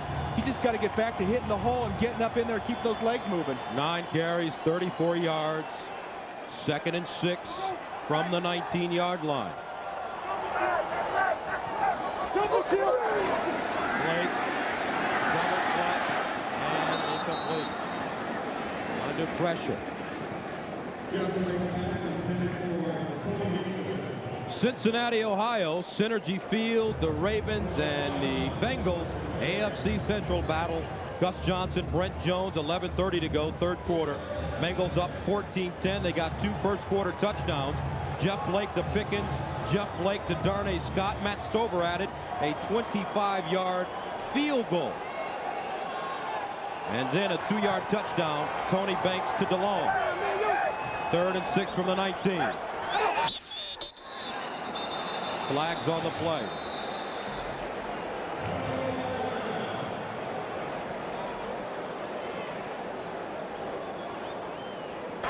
Prior to the snap, false start, offense number 60. 5-yard penalty, remains 3rd down.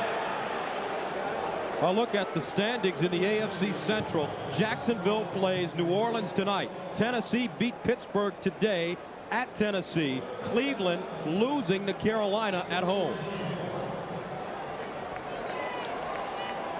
And the Jaguars will be without Fred Taylor this evening. As a matter of fact, it's a game-time decision, Tom Coughlin told Jim Nantz today. Jeff Blake scrambles, dumps it off to his fullback, Cliff Gross. And Gross tackled inside the 20. They needed to get to the 14 for a first down. Deron Jenkins. Scores from around the NFL. Washington leading the Giants. St. Louis barely ahead of San Francisco. Now that brings on Doug Pelfrey to attempt a 35-yard field goal. Will Bryce's holder. It's up. And a flag, the whistle blew before the kick. Prior to the snap, false start, offense number 89. 5-yard penalty, remains 4th down. Marco Battaglia.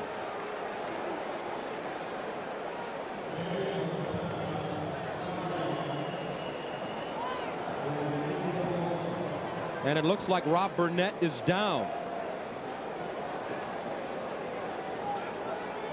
And it looks like he's holding his arm. And this Ravens defense already without Peter Boulware, who's been playing this whole season with a strap covering his dislocated shoulder. 10:47 to go, 3rd quarter. Bengals up 14-10. You can tell a lot about a guy by how he rushes a kick. Watch Rob Burnett fly through the air, number 90 right here. Ends up landing on one of his teammates' helmet, just knocks the wind out of himself. 39-yard field goal attempt for Pelfrey. And it's blocked! The Ravens got to it. Keith Washington, number 93, broke free and blocked it. And now that penalty's crucial. You saw Burnett get some penetration up the middle. The play before, Burnett went off the field, but the Ravens said, hey, we feel like that there's some weakness up there in the middle. Watch the penetration. Big block.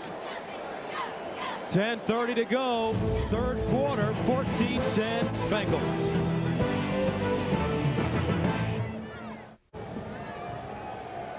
(14-10) Bengals on top of the Ravens. Ravens catch a break. Keith Washington blocking a field goal. They start at their own 30 and flags on the play. Michael Bankston is saying he was drawn offsides. Well, you never admit that you're the guy. It's one of the best things in the world. When you jump off and they throw the flag, you immediately point at the other guy. Try to fake out the referee. Prior to the snap, false start, offense number 12. 5-yard penalty, 1st down.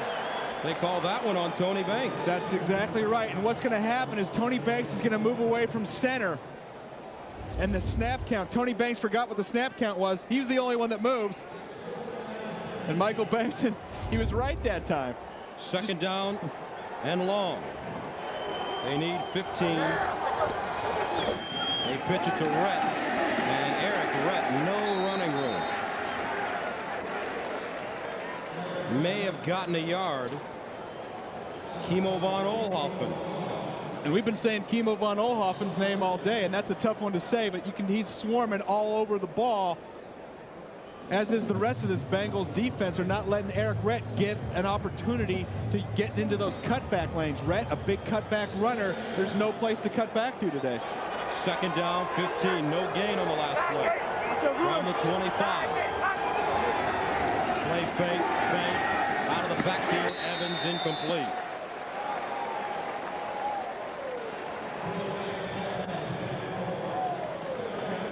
Brian Billick a little frustrated right there. Tony Banks just rushing the throw, and that's what happens. You get so much pressure during the day. Even when you don't have pressure, you feel like you're getting some. He had time to complete that ball out in the flat to Chuck Evans. 3rd and 15 from the 25. They need to get to the 40 for a first down. 3-receiver package.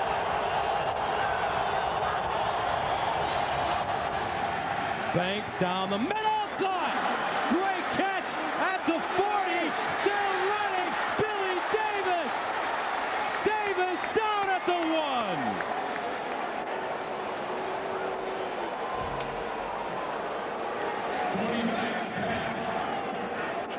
1. A 73-yard gain. Banks to Billy Davis. And you know, Gus, that's exactly how you beat that two-deep coverage. It was nickel two-deep coverage. Billy Davis lines up in the slot. Man-to-man, there's nobody there. Gives a little out move. Beats Rodney Heath. Tony Banks putting it right on his hands. Davis doing a good job. And Billy Davis, 205 pounds, tough to bring down. Tremaine Mack not getting a lot of playing time. Got to make that tackle. First down and goal for the Ravens. They hand it off and go nowhere. Myron Bell, the safety, coming up and making the tackle. Eric Rhett running the football. One of the things that has been missing from this Ravens offense this year is the big play. And not only making them, just calling them. It doesn't seem like they've called an awful lot today, taking a few more shots downfield. Second down, goal to goal from the 2. Once again, touchdown Ravens. Eric Rhett. And Baltimore takes the lead.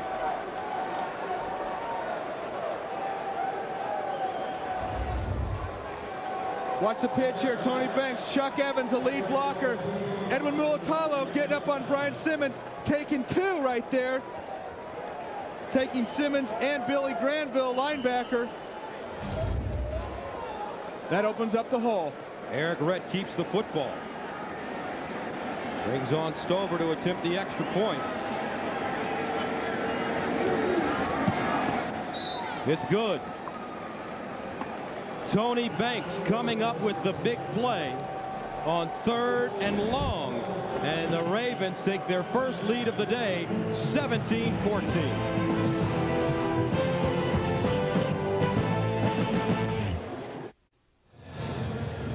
Speaking of the NCAA, folks, congratulations are in order today to our CBS Sports management team, led by CBS Sports President Sean McManus, for signing an 11-year contract with the NCAA this week. This means that CBS will bring you the NCAA championship through the year 2013. And Tremaine Mack running the football. And is stopped at the 28-yard line. And we have to look once again at the big play. Tony Banks to Billy Davis. Notice the 2-deep coverage here. The safeties are going to get wide. Davis is going to come out, give a little stutter move. Rodney Heath bites on it, and then he goes. But that's not the end of it. Watch him make the nice catch. Myron Bell coming up the safety, missing the first tackle right here. Billy Davis just giving the limp leg. Then Tremaine Mack, you got to be able to make that tackle.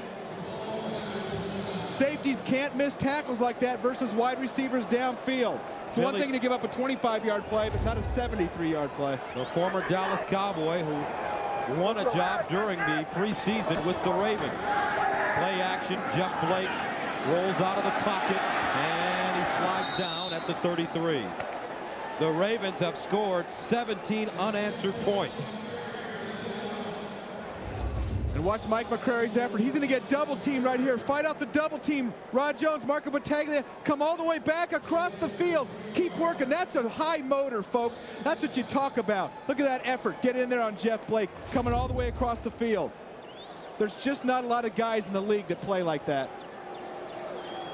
Michael Bankston, rather Rob Burnett, back in the lineup after getting the wind knocked out of him. 2nd and 7 from the 32.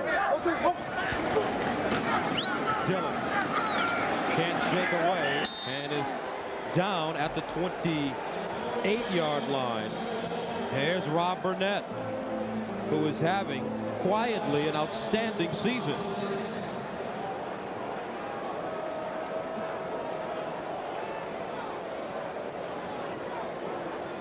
St. Louis now up on San Francisco 20-7.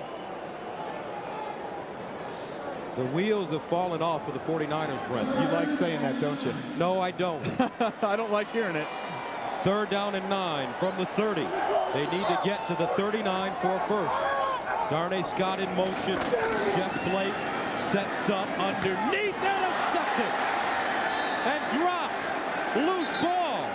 Woodson got it. The Ravens take over. 50 career interceptions for Rod Woodson. And I think they called out the old 50 dance. And he better grab that ball. Get that ball, number 50. And there's one guy that you're not going to fool, and that's Rod Woodson, sitting right here in zone covered. And watch him come up, reach Jeff Blake's eyes, comes off the receiver, interception, big number 50 for Rod Woodson. Ravens in business.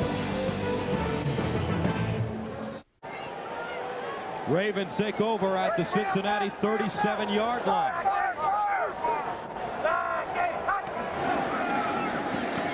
Banks, and he drops it. Sack, loose ball.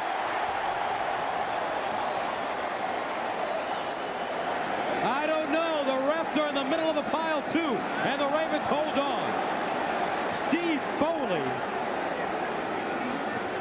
knocked the ball away from Tony Banks. And that is so lucky. You saw Jeff Mitchell, the Ravens center, sliding the line to the other side. That means all of a sudden Eric Brent has to come out to the right side and block Steve Foley. And he initially made contact, but Foley kept his feet, went right by him, and got a blind shot at Tony Banks. And Jonathan Ogden, the all-pro left tackle, got on the football. Watch Foley keep his feet, come right back into Tony Banks. And that's one of the problems Banks has had in his career, is hanging on to that football. 6 sacks on the day for the Bengals. 2nd and 18 from the 45. They run it. Eric Brent tackled immediately. Flag on the play. Glenn Steele, the second-year man out of Michigan, with the stop.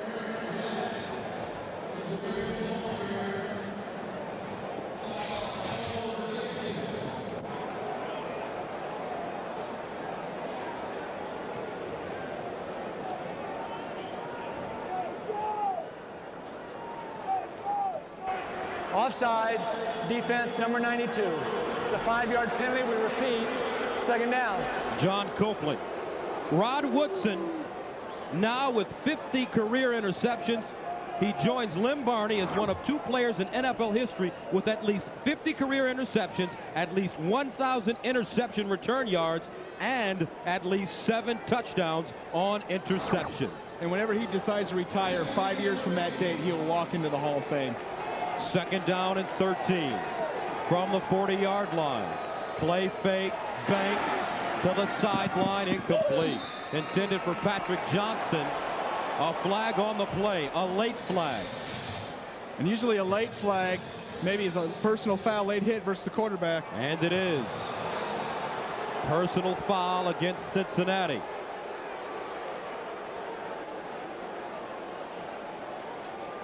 Might have been Oliver Gibson late.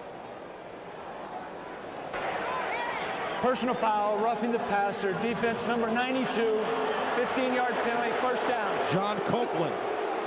Does he fully take it right in the face from the ref? 92, there's the pass, it's away, it's gone. Boom.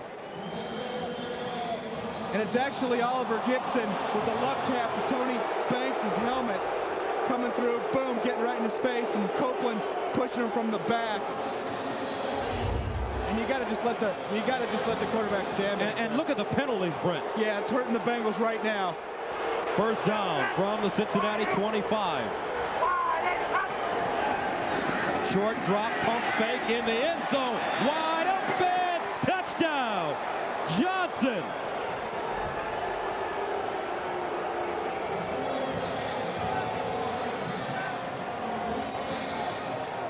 If you're watching at home, you're wondering how Patrick Johnson gets this wide open. You're going to see Tony Banks go back and hitch. It's a double move. Watch Heath come up there, jumps on the curl route. Howard does. Patrick Johnson going right by him. Patrick Johnson, the former sprinter out of Oregon, 4 catches, 61 yards, and a touchdown. And the Ravens can add to their lead with the extra point. But a timeout on the play called by Baltimore. 5:33 to go, third quarter, 23-14. Second touchdown of the season for Patrick Johnson. And the Ravens take a 23-14 lead. Stover in to attempt the extra point.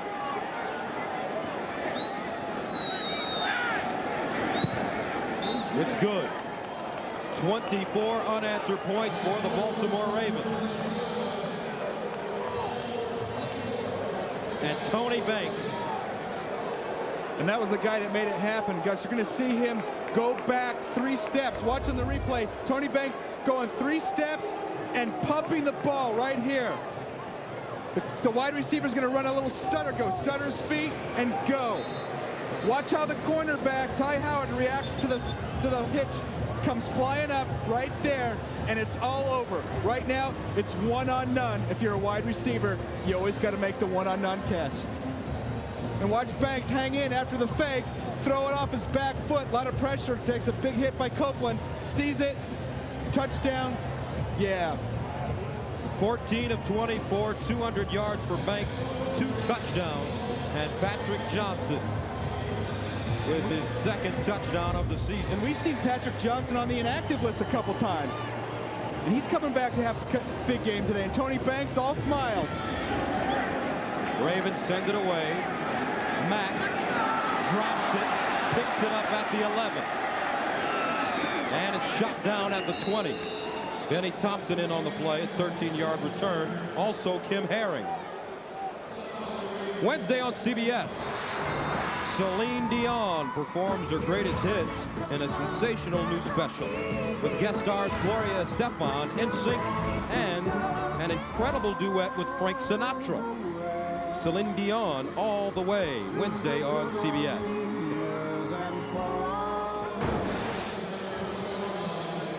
First down and 10. Ball at the 20-yard line.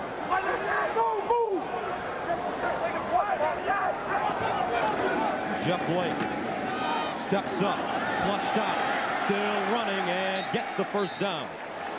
The quickness, Blake up to the 31, picks up 10. And guys, let's go back to that block field goal. I'm going to talk about it for a second. That's really where the momentum of this game changed. Doug Pelfrey made the initial field goal. Bengals were moving, had to kick it again. It was blocked by the Ravens. It's amazing what can happen with a blocked kick. Momentum can change. Your adrenaline starts flowing. It's tough to explain, but that's what's happened. First down, Cincinnati from the 31. Blake slips, rifles one to the sideline, picked up! Starks! Touchdown Ravens! 43 yards!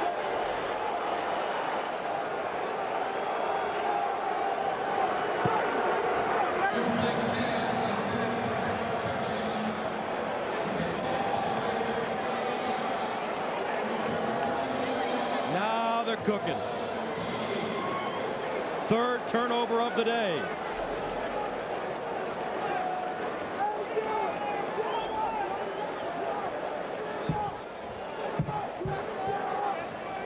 And Dwayne Starks, who started the first 4 games at right corner, has 2 interceptions in his last 3 games, make it 3 interceptions. It's up and good. The Ravens storming back, and they take a 31-14 lead. And you talk about little things. Jeff Blake actually gets back and slips. That disrupts the timing on the route, allows Dwayne Starks to step in front of the receiver and go uncontested into the end zone. He ran it back 43 yards. And watch him slip right here. Just that little slip. That's a split second. That's all a defensive back needs with Dwayne Starks' speed to break on the ball. He sees Jeff Blake looking out that way. That's the difference. That little slip right here. Great job to hold on to the ball, Starks, as he stepped in front of Carl Pickens. And this looks like the old Rod Brinson 50 interceptions dance. And maybe they do it for all the interceptions. That's an interesting one. You know, all the defensive guys, they all think that they can dance better than the offensive guys. They don't get as many opportunities, so they work all year on formulating a dance combo. And you see guys that had nothing to do with the interception running from the other side of the field saying, hey, I'm going to get in on this dancing thing. For some reason, I couldn't imagine you dancing after scoring a touchdown. I might have danced a little while. Hey, Jerry Rice, he taught me a few things. Mack lets it go right through his hands, out of bounds. The officials say it did not touch Mack. Now, if it touched him and it went out of bounds right there, that would be Bengals ball right there, but they're saying it went through his legs. Free kick out of bounds. By rule, the ball being put in play at the 40-yard line. First down. And that's a big break for the Bengals and Tremaine Mack. And let's see if it hits him. Boy, right I don't know. Through his legs. Looked like he was playing third base right there. I don't want to say for the Reds, but for somebody, boom. He didn't even come close to touching it. That's a good call by the officials. And Brent, you talked about the blocked field goal. The Ravens have scored 21 points since the blocked field goal at the 10:30 mark of this quarter. And somehow, some way, block kicks just change the flow of the game. It changes the adrenaline on the sidelines, and the momentum can change in an instant. And that's what's happened today. First down from the 40. Blake out of the backfield. He was fullback Gross. And he rumbles up to the 45. Thanksgiving Day, the NFL on CBS continues a holiday tradition when the Miami Dolphins and the Dallas Cowboys square off in Big D. It all begins with Jim, Craig, Randy, and Jerry in a special edition of the NFL Today Live, 3:30 Eastern, Turkey Day on CBS. And the standings in the East. Three-way jam up top. Here's a screen again, Gross with blockers. Gets to the 45. Dallas taking on Arizona today. They trail 10-7. Washington leads the Giants. That's a critical game on Thanksgiving. And Arizona, Philadelphia getting pummeled today by Indianapolis. First down from the 46. They pitch it to Dillon. Cuts it up with room. Corey Dillon. Down to the 15.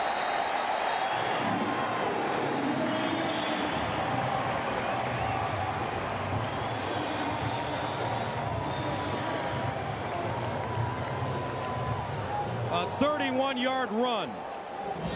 And watch Rich Braham, the center, seal off that backside, allows Dillon to cut back inside. Watch him cut back across the field, run with power, authority. Dillon, a big back, 228 pounds. Once he gets a full line of steam, it's tough to stop him. Bengals at the Baltimore 15. Blake rolls out, in trouble, in the end zone, incomplete.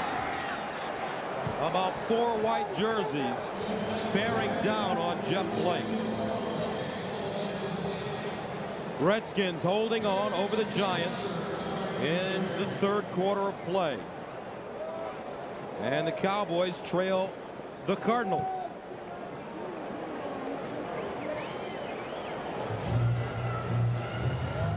Don't even talk about that one. I'm not going to say anything. I didn't want to hear it. But you have news out of San Francisco. Well, I don't know if it's news, but well, I heard about an LA Times report about Terry Donahue being more involved with the team, and I'll tell you here a little bit about it after this next play. 2nd and 10 from the 15. Play action, Blake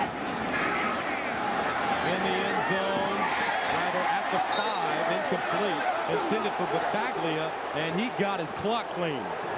Marco Battaglia unable to hold on to the ball. And here's the end of the play. Marco Battaglia he catches the ball, stays in bounds, and then gets rocked. He doesn't hang on to the ball. You got to come down with both feet. Ray Lewis. And we were talking about the 49ers, about Terry Donahue getting some more power. And I know Terry Donahue's from that Los Angeles area. And I wouldn't be surprised if you see the 49ers try to make a bolt. Maybe the team sell to some other investors and make a bolt toward Los Angeles here, try to beat Al Davis and the Raiders down there. Wow. 3rd and 10 from the 15. Blake in the end zone. Touchdown. Darnay Scott.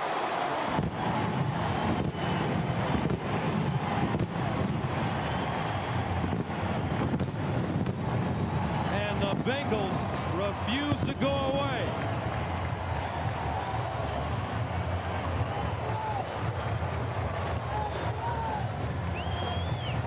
And how about the Bengals refusing to die? And Bruce Kozla told us they aren't going to give up this year, and they're not giving up today.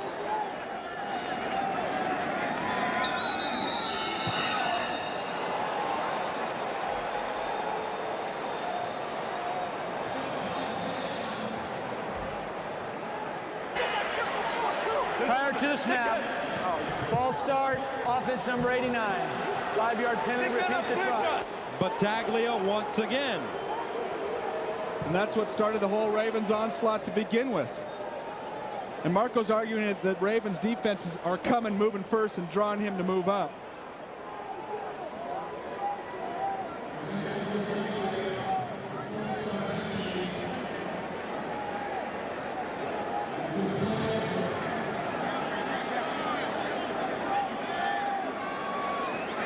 It's an extra point. And good. The touchdown ends a 31-0 run by the Ravens. A lot of time remaining in this game, Brent. And Dwayne Starks man-to-man on Darnay Scott. You want to take away the inside, take away the slant. Dwayne Starks does that, but watch Darnay Scott work over the top of him and come back around across the back of the end zone. Nice arm over move by Darnay Scott. And Jeff Blake, not even a reaction, he's all business. He said, we're still in this thing. And the drive, 6 plays, 60 yards, pulls the Bengals to within 10 points with 2:43 to go in the 3rd quarter.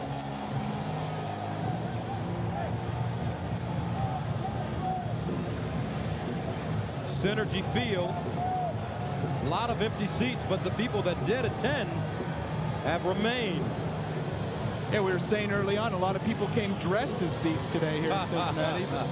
You've been waiting to get that out all day. Oh, you know, I've got a few good lines now and then. But it is nice to see him sticking around. There haven't been a whole lot of Bengal fans this year that have seen a 4th quarter. And we're not there yet, but I plan that they'll be probably sticking around. Belfry. Lewis from the 9. And he's tripped up at the 29-yard line. Rico Clark. Friday on CBS, the government has placed the mind of an average guy in the perfect super body and created the ultimate secret weapon. Don't miss the drama critics call mesmerizing and unlike anything else in prime time. And all new now and again Friday on CBS. Jeff Blake, look at the determined look on his face. He wants to win this game. That's what we call focus on the sidelines. He's focused. Ravens from the 29. Banks up top. Johnson incomplete. Rodney Heath covering. and he wants pass interference. But that ball looked to be uncatchable. And I think that's a great point. I think he gets a little bump. That's part of playing in the National Football League. And let's see if it is catchable.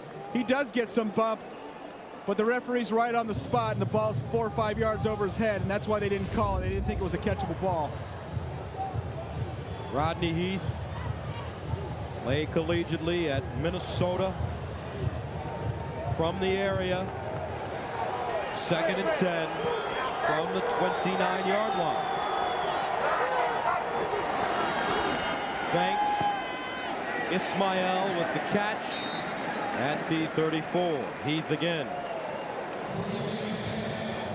Ravens feeling their oats a little bit today, throwing the ball. They are really throwing it today. They are. Where's Eric Rhett? We haven't seen a lot of Eric Rhett. And that's only the first catch of the day for Ismail.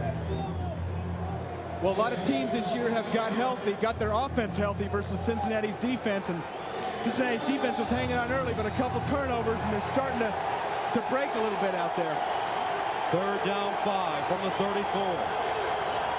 They need to get to the 37.5. The slant is caught. 1st down Ravens. Billy Davis once again. A gain of 13. Billy Davis, what we call just run a looky route. You look at it, it's kind of like a slant. Just run now and look. Looky. Pretty self-explanatory. Quarterback rears back 3 yards and fires it right in there. Tough to defend against. And Billy Davis, 2 catches, 86 yards and a touchdown today. Both he and Patrick Johnson making a significant contribution. 1st down from the 47. Brent hops through the hole and gets to midfield. Steve Foley.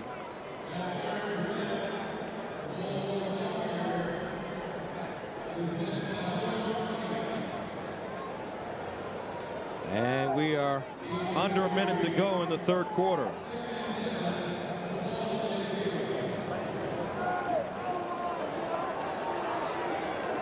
Second and 7 from midfield.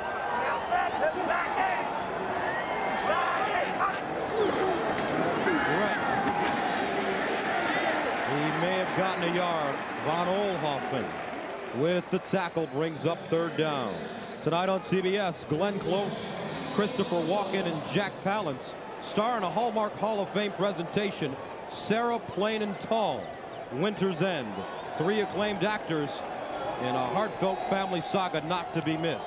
Tonight on CBS. I can't imagine Christopher Walken playing anything soft. I'm going to have to tune in to see that myself. Yeah, I'm sure the Plain and Tall isn't describing him. Frank White. And that's the end of the 3rd quarter with the score.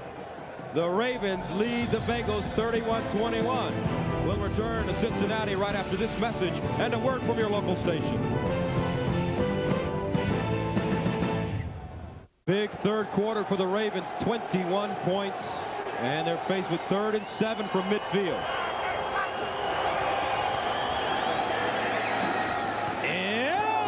Incomplete. Patrick Johnson, great effort. Oh, he climbed the ladder and got a hand on that football, almost brought it in. And he's upset because he had it. He was bringing it down. Tartrell Hawkins smacked into him. Look at this. Wow, he was just about to grab it and get his feet in. Hawkins coming up on the defense. That was going to be something to behold. It's so tough coming out of that break and seeing the ball up and high and behind you. Just to react and get your hand on it was something. So Kyle Richardson stands at the 35. Craig Yeast back at the 10. Yeast fair caught at the 12. 37-yard punt. 31-21 Baltimore.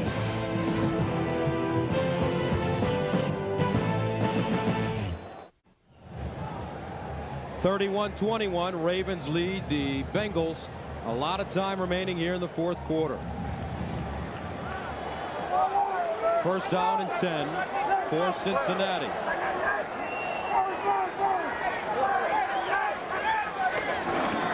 Blake. And he decides to run and slides down at the 20-yard line. Gus Johnson and Brent Jones with you. And Brent, this Cincinnati team, they're not dead yet. No, they're not. They've been very aggressive. They haven't given up. And who would have thought at this point, going into the fourth quarter, 52 total points by what has been viewed this year as pretty inept offenses. And a bad snap. Flags on the play.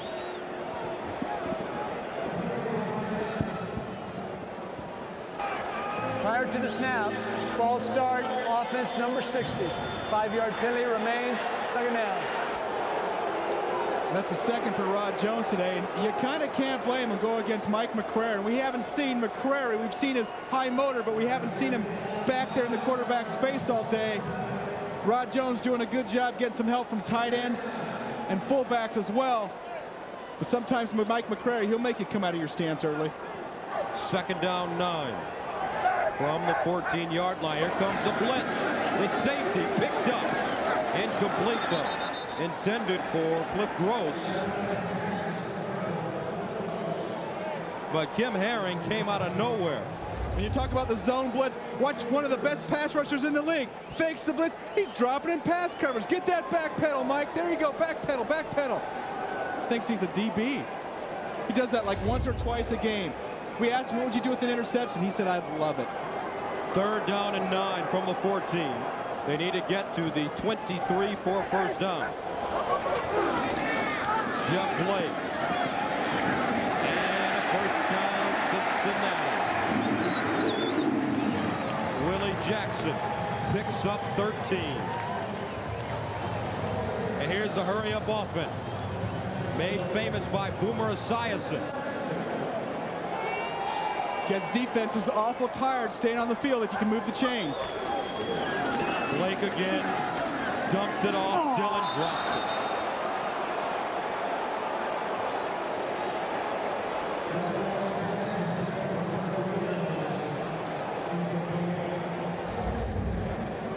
In this hurry-up offense, you go right back without any rest. Watch Mike McCrary. He's keeping up, keep going, spinning, fighting. And you saw he had 7 tackles today, no sacks. And some guys give up when they don't get sacks. Mike McCrary is making an impact, making tackles, and being a high-motor guy. Second down 10 from the 27. Blake under pressure. Blake dumps it out of bounds. Flag on the play at the 15.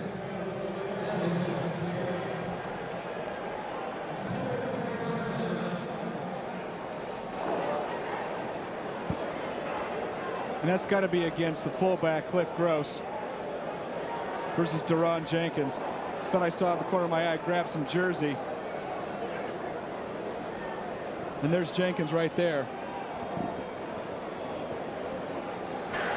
Holding, offense number 46, 10-yard penalty remains, second down. 14 penalties, 122 yards for the Bengals. And you're going to see Cliff Gross right here. He's got Deron Jenkins picked up, but watch when he pulls away, hangs onto the jersey, boom, boom. Pushes him on the ground. Referee's going to see that one every time.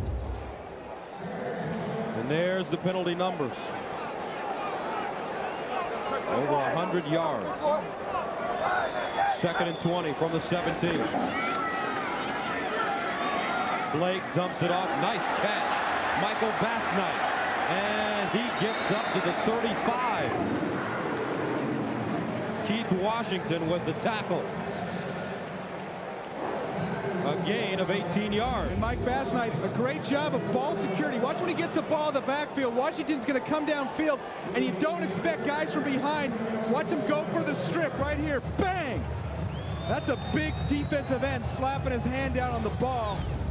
And it's tough to hang on to that. Bassnight does a good job keeping him in the third and short situation, not giving up the ball. They need 2.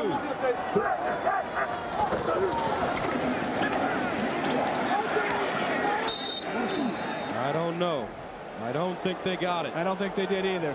Ray Lewis, Jamie Sharper, and a guy by the name of Mike McCrary. So what do? You're 1-9. You got to go for it. You're 1-9. You said it all right there. What does a punt get you?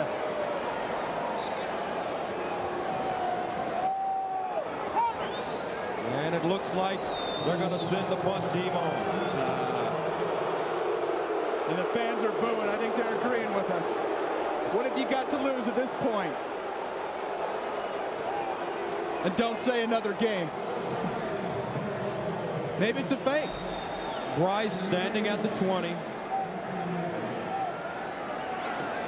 They need about a yard for a first down.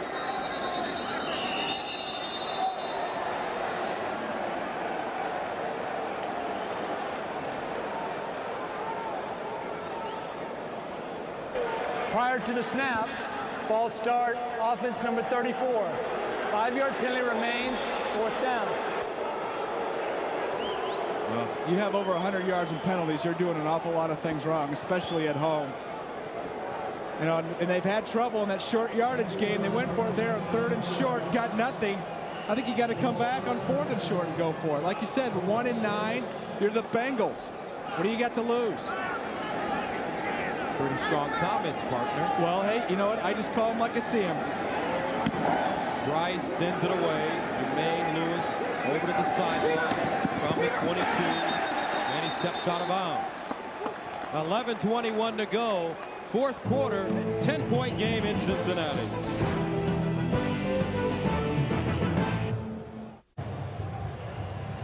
The expansion bridge here in Cincinnati. And the Ravens lead it 31-21. And on the Christmas wish list, left tackle, a corner, a fullback, and also a general manager. How about a win over somebody other than Cleveland? Banks rolls out, dumps it off to the tight end, Greg DeLong, and he powers ahead to the 30-yard line.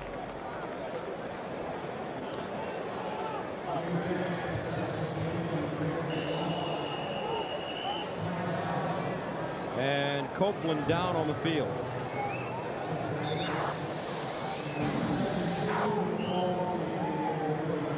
.11:06 to go, 4th quarter, 31-21. 31-21, Baltimore. That's Akili Smith in the middle. The big draft pick by the Bengals. He's out with turf toe. On the other side, Tony Banks. Solid game for him. From the 30-yard line, 2nd and 2.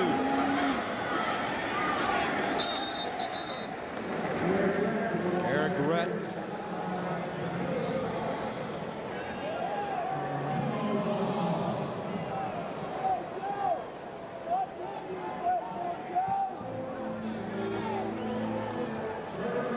And scores from around the NFL. Washington still holding on to a lead against the Giants.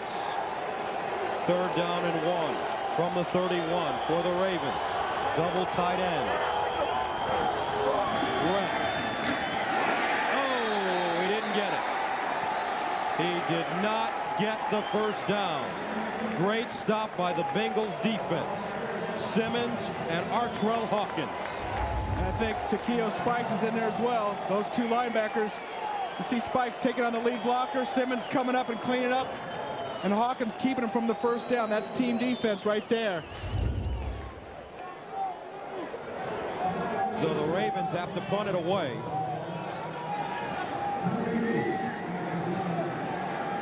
Richardson standing at the 15. And he gets off a beauty.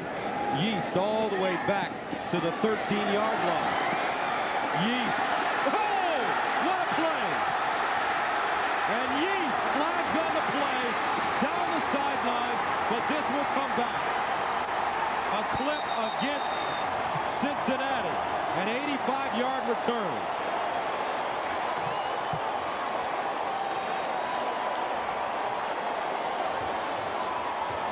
Richardson blocked in the back. If you're going to block somebody in the back, you don't need to block the punter in the back. They can't make half the tackles anyway. And there was a few flags. There might have been some other ones as well. Hold on. And wait a second. The Bengals are celebrating. An illegal block. The result of the play is a touchdown. Touchdown! How about that?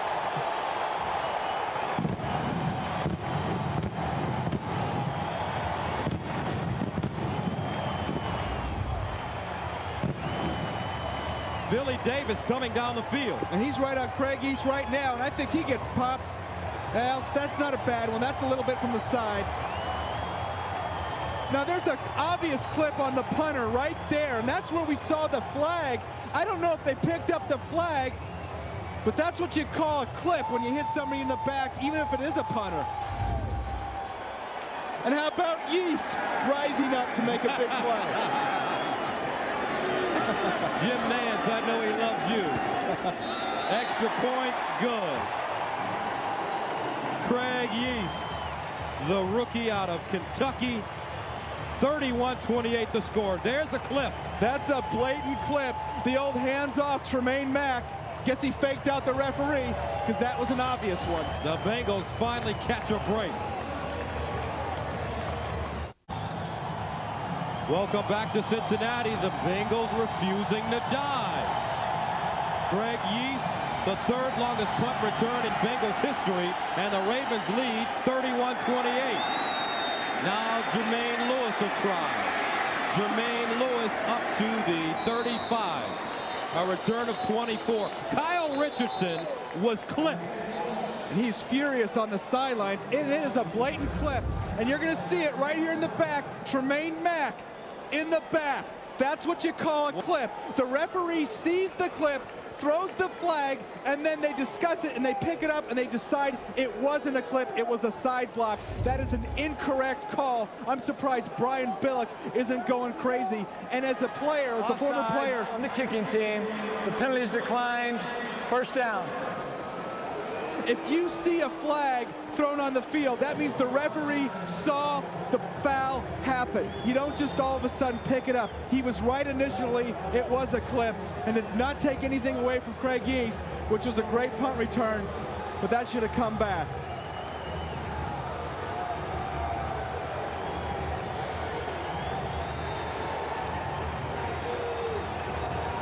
For those of you expecting to see 60 minutes, you're watching the NFL on CBS and the game between the Ravens and the Bengals.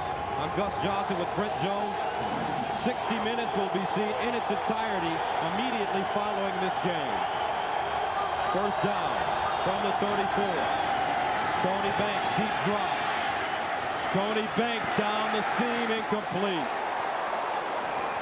Intended for Patrick Johnson. Rodney Heath covering. 8:52 to go, fourth quarter. The Ravens lead it 31-28. And there's Bruce Coslett. And a couple series ago, we questioned him punting on 4th and short. But you got to say, right now, that looks like the right decision. The defense rose up, stopped the Ravens, got the punt back. Big return, even though there was a clip. But the referees picked up the flag. Bruce Coslett, you got to give him credit. Second down and 10. Eric Rett, two hands on the football, over the 35, up to the 38-yard line. And Michael Bankson with the tackle. And this Ravens team really hasn't got that rushing offense on track today. And a lot of it is that change-up defense, running that 4-3 style of zone blitz. I think they've confused the Baltimore line. They prepared for 3-man line. Having a 4-man line come out really caused them some problems. Third down and 6 from the 38. They need to get to the 44 for first down.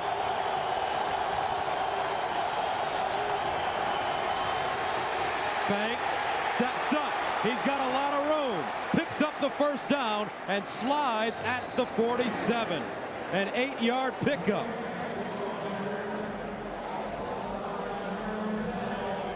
The Ravens 5 of 14 on third down conversions.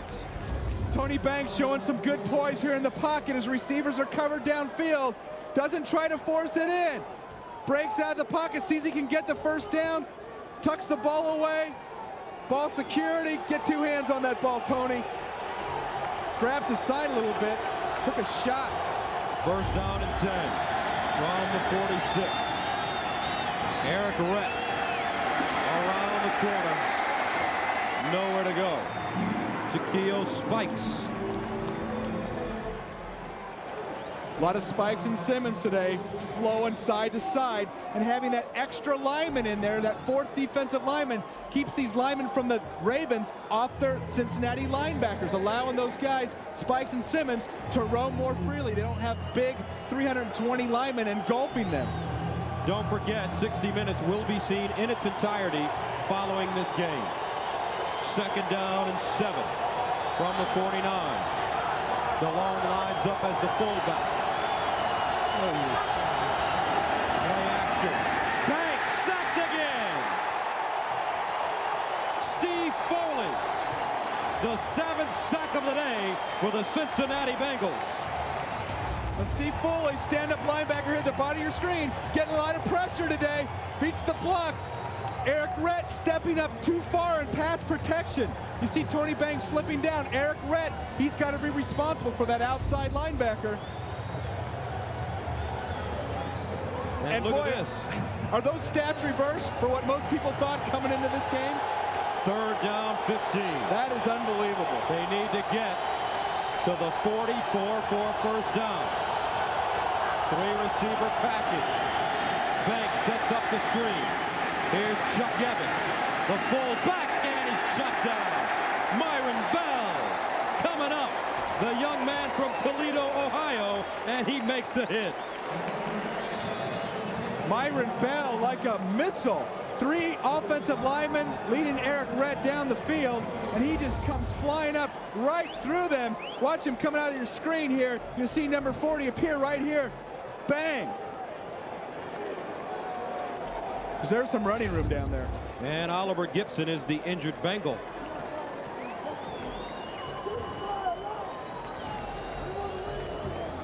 And Gus, we're screaming and yelling, and that was one thing that we thought today for sure. We wouldn't be screaming into our headphones, but there's a lot of crowd noise here in Cincinnati for probably the first time this year. Bengals have given their hometown fans a lot to cheer about.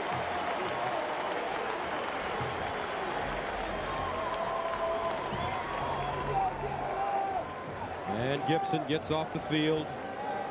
The Ravens have to punt it away.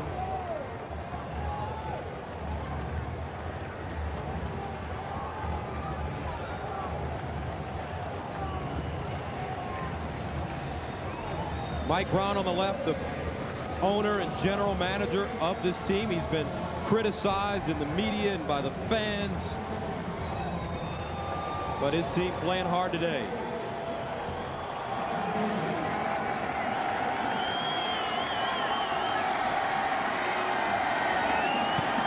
Yeast and Jackson back deep. Beautiful spiraling punt. And it heads into the end zone. Nice job by Craig Yeast to let it go into the end zone.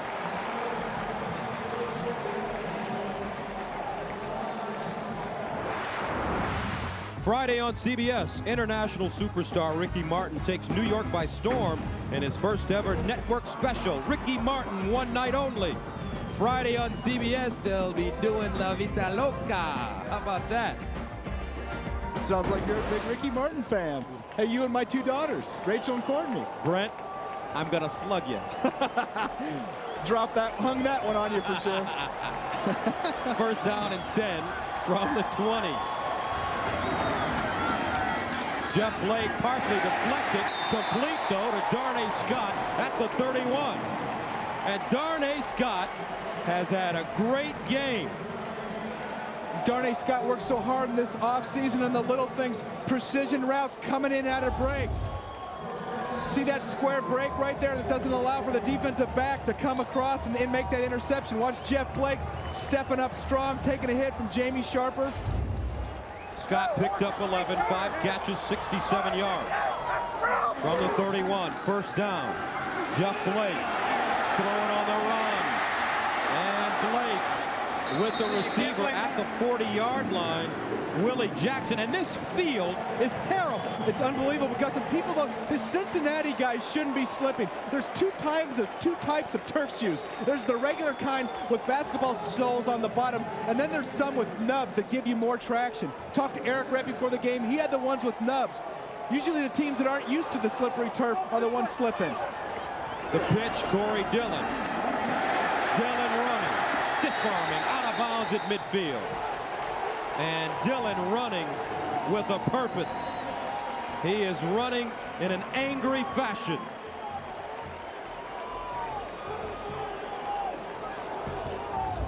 "13 carries, 70 yards. And here's your chance. When you're a little angry, sometimes it can work for you. A little stiff arm to Chris McAllister. He says, "Get out of my way, rookie. Get off of me." Second down and 4 from the 49. It's not Chris McAllister's fault he's not getting enough carries. Blake dances out of the pocket. Blake throwing into the end zone. Incomplete.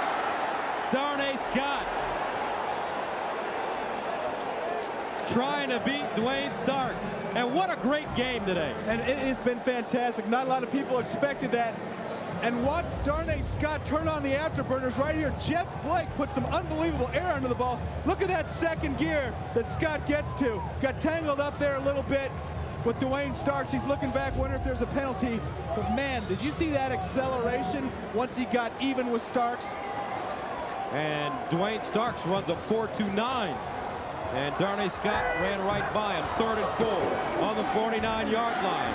Jeff Blake chased by McCrary. Breaks the tackle and steps out of bounds short of the first down. Now a decision. Well, now's one of those times where maybe you can punt. And you see Brian Bilk, he's holding that punt return team right now. He wants to see what the Bengals are going to do. 4:14, I think now's the time you go for it. And we talked about it before. You're right almost at the 50-yard line. And here they go. Shot. There you go. I agree with that. Biggest play of the game for the Bengals. The fans are agreeing with it too. They need 3 yards. Got to get Jeff Blake out of the pocket. Give him the run option. Blake in trouble. Dumps it up.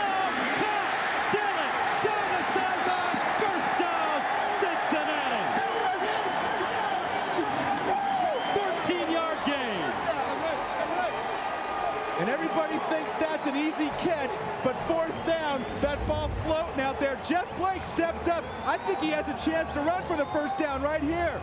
Just flicks it out, and that is not an easy catch, waiting for that ball on 4th down to get to you. Corey Dillon looking it into his hands. Your natural inclination, grab to run upfield before that ball hits your hands. 1st down and 10 from the 36. Blake out of the gun. Here comes a blitz. Blake chase backside, and look at him run. And step out of bounds inside the Baltimore 30. A gain of 7. And watch here, watch the line. Watch Jay Lewinberg, 58 comeback. At the last second, there's a blitz, and he just gets his shoulder on the defensive back. And that allows Jeff Blake to get back out of the pocket. And there was some big pressure there from Corey Harris. Don't forget, coming up following this game, 60 minutes.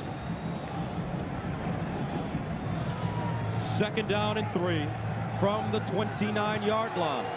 60 minutes will be seen in its entirety. Blake slips, fires it, incomplete, almost intercepted by Rod Woodson. That would have been 51. And Rod Woodson looks at those gloves, and he knows he had it, and he doesn't miss a whole lot. One of the best set of hands for a cornerback safety that I've seen, and he makes that catch all the time. He can't believe he's looking around. How did I miss that? And he could have been gone. He could have been off to the races, 6 points the other way. And he knows it. The 9th play of the drive that started at the 20-yard line for the Bengals. 3rd and 3 from the 29. Draw play, Dillon. And he submarines ahead for the first down. Needed 3, picked up 4. And Gus, that was really strange. Now, Jay Lewinberg just said something to the official, and I don't know what's going on. And it's a late flag. Prior to that snap, there was a whistle, and all the players slowed down. The whistle came from the stands. And you saw guys going half speed. Personal foul, unnecessary roughness, defense number 38. Penalty is half the distance to the goal with a 1st down. player has been disqualified. Unbelievable. And that's what Jay Lewinberg was so upset about. That's James Trapp, a backup defensive back who comes in nickel and dime situations. And he's been ejected from the game. But more importantly, the Bengals have the ball at the Baltimore 12. And that's something you just can't have happen. The referee's going to slow it up right here. James Trapp. 3:42 to go in the fourth quarter. Ravens trying to hold on. But the Bengals knocking on the door.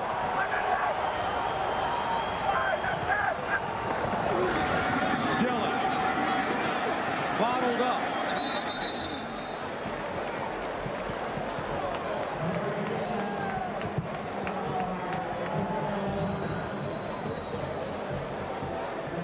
Clock still running. 3:24 and counting. And you're the Cincinnati Bengals and you're 1-9. I don't want to see him playing for the field goal. You got to be aggressive down here. Throw the ball into the end zone. Get the touchdown. Get the lead. Make the Ravens drive back to try to beat you.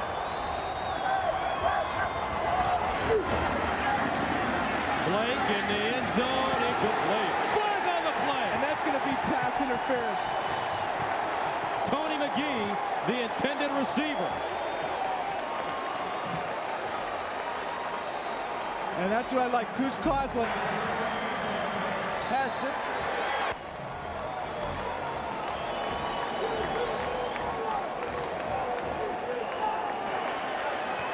Pass interference. Defense number 52. The foul occurred in the end zone. The ball is placed on the 1-yard line with an automatic. Ray Lewis, number 52, has got Tony McGee down the middle versus too deep. You're going to see him grab him after 5 yards. Hang on. That's pass interference. And Ray Lewis, who's all over the field, just gets a little too aggressive versus the tight end. And I like the fact the Bengals were going for that end zone. First down and goal from the 1. Dillon in motion out of the backfield. Inside handoff. Gross leans forward. He won't get in. Now remember, Gus, this Cincinnati team has had a tremendous amount of trouble this year in short yardage and goal line situations. Their toughest yard has been that 1 yard. You saw right there. They might have to move Jeff Blake out of the pocket, maybe use a tight end off a play action, get into the corner. And look at the die-hard Cincinnati fans. Small in numbers. Rooting on their team. Second down and goal from the 1. Double tight end. Dillon doesn't get in. Boy, and you almost got to throw now on third down, and we're going to hit the 2-minute warning. Too much penetration. Great surge by the Baltimore Ravens defense. And it's risky running on first down and second down when you haven't had any success in those situations all year. Takes us to the 2-minute warning. 31-28 Baltimore.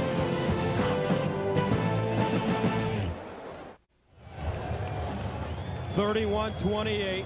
Ravens on top of the Bengals, but Cincinnati has it. Third and goal from the 2. And I think you just take your shot with your wide receivers. How about Carl Pickens going up high? He's got the height advantage. Jeff Blake has a nice touch on that fade route during the down on the goal line. And I don't see those wide receivers in there. They're all in tight. Double tight ends. Dillon the deep back. Play action. Blake in the end zone. Touchdown! He dropped it. They say incomplete. Intended for McGee. And Tony McGee has to come down with possession. On the field, feet on. incomplete pass, fourth down.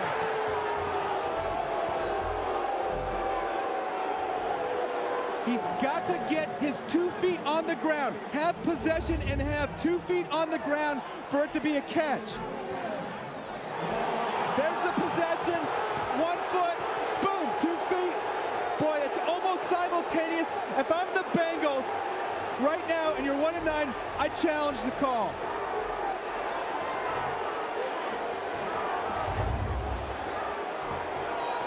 And in fact, in the last 2 minutes, you don't even have to challenge it. I thought they replay it automatically. Coslet wants a timeout now. See, and the coaches are looking up in the box. It's supposed to be replayed automatically in the last 2 minutes.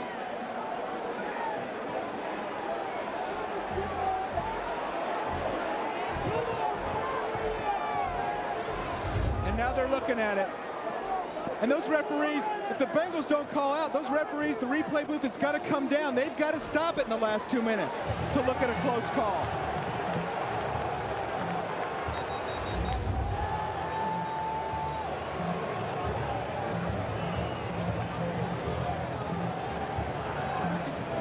And he's got to come down and get it, both those feet down, and Rod Woodson lays a lick on Tony McGee. And the call has been confirmed on the replay, in the replay booth. No touchdown. Yeah, it's got to be indisputable evidence, and we've talked about that, to overturn the call on the field. And I don't know if anything that was seen in that replay was indisputable. It's a judgment call. So Pelfrey in to tie the game up. Instead of going for the win, 20-yard field goal. And it's good. And you know, you got to go for the field goal in that position, Gus.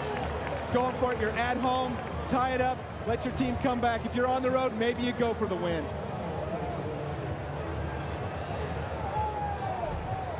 And Gus, there's a chance to see the replay system and have it work successfully. The call on the field stands unless there's indisputable evidence, and I don't believe that there was indisputable evidence to say that that was a catch. And that's the replay system, and that's how it's designed to work. It was pretty quick. The referees came back with the right call. Thumbs up to the officiating crew. Let's take another look. A different angle. Play action. You see McGee getting loose there in the back of the end zone, catching it right there and getting hit. And I don't think he did have it before that second foot came down. That was a heck of a play by Rod Woodson. Big stick. So with 1:50 to go in regulation, this game tied at 31 apiece. Baltimore with another chance.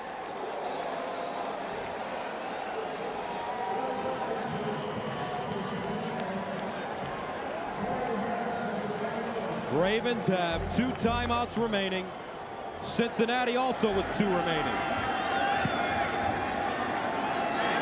Jermaine Lewis from the 8. Over the 30, up to the 32. A return of 24. Tonight on 60 Minutes, is Cancun more of a haven for cocaine coming into the United States than it is for tourists coming from the United States? 60 Minutes tonight. Then it's an all-new Touched by an Angel, starring Della Reese, and Hallmark Hall of Fame presents Glenn Close and Sarah Plain and Tall. Winter's End tonight on CBS. First down from the 31. Where do they have to go to get into field goal range, Brent? Well, with no time left. And Banks, completion at the 35. We know that Brian Billick does not have confidence in Stover, especially from 50 and out. Well, He's 1 for 4 from 50 and out on the season. And you know, that's one thing that a lot of kickers aren't much better than that from 50 and out. I think Matt Stover definitely has the leg strength. He was kicking them in warm-ups from 52, 53. If they get in that range, 37, 36-yard line, I think you see Brian Billick kicking it. Banks again, play action fake. Dumps it off into the flats. Evans needs to get out of bounds and does at the 41. Clock stops, 1:06 to go. A gain of 5. Now there's an instance where Chuck Evans is trying to get out of bounds, save time, but you want to get the first down. You don't want to make it short, 3rd and short. You're a big fullback, lower your shoulder.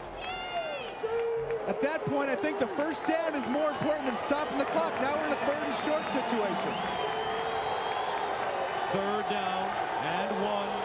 Fans on their feet here in Cincinnati.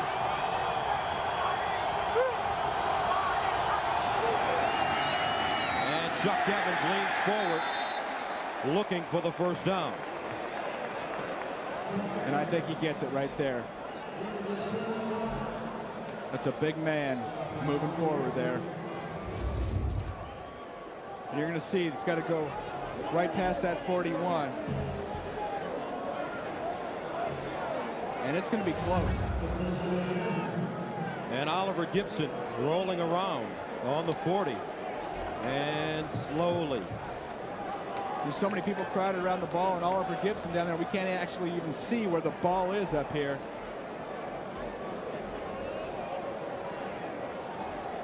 And I think it's going to be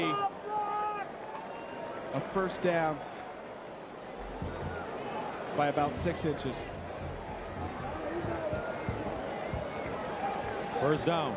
How many inches is that? About 6? About 6 inches. Some partner's got a little eyesight left for an old guy. You're a rookie. Yeah. Can't give you too much credit. Now, those darn officials were in my way most of the time. It's 56 seconds to go. Ball at the 41-yard After line. the 2-minute warning, injury timeout is recorded as a charged team timeout. Second timeout, Cincinnati. First down. And when you have an injured guy on the field after 2 minutes, you absolutely have to take a timeout. It's automatic. So the Bengals lose one of their timeouts.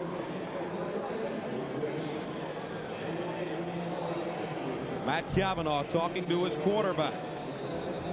And we talk about the job that Matt Cavanaugh's done with Tony Banks, his presence in the huddle, his leadership, checking off audibles. And Banks has played a solid game. Look at those stats. He's hit the underneath routes when he's had to. He's gone downfield when he's had to. He's broken the pocket and run and slid when he's had to. Now can he take him one more step? A great test for Tony Banks and establish himself as the quarterback of this franchise for Brian Billick. On the job training here from the 41. Out of the gun. Low snap handle. To the sideline. Nice catch. Johnson out of bounds. And he's at the 48 with 49 seconds to go. Patrick Johnson, a very nice ball game. Johnson doing a nice job to catch the ball and then get out. Ty Howard has got an easy shot to make that tackle, keep him in bounds. You see Johnson tightrope walking, getting up a few extra yards, getting out of bounds. Smart receiver play. Howard had a crack at him, though, to keep him in bounds. Second down and 3 from the 48. Jermaine Lewis in the slot at the top of your screen. Slant pattern, incomplete. Ismail unable to hold on. Tony Banks threw a strike. And a strike is right in the chest of Ismail. And there's Matt Stover. His career-long 55 yards. Started the season slowly.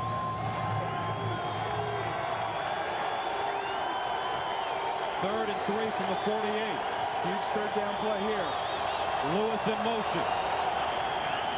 Slant again. This time they catch it. They went right back to the same play with the same receiver, Qadri Ismail. And this time he holds on.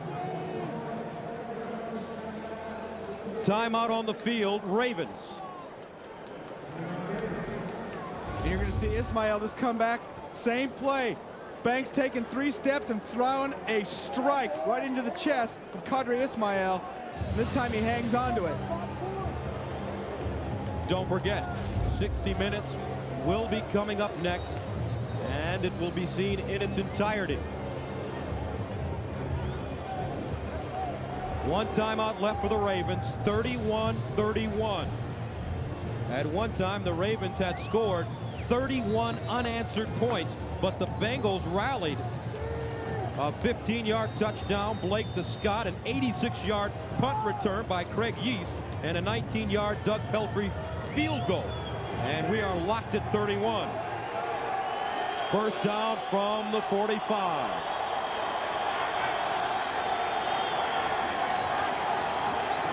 Banks, slant again, caught. Ismail trying to get to the sideline, does not do it.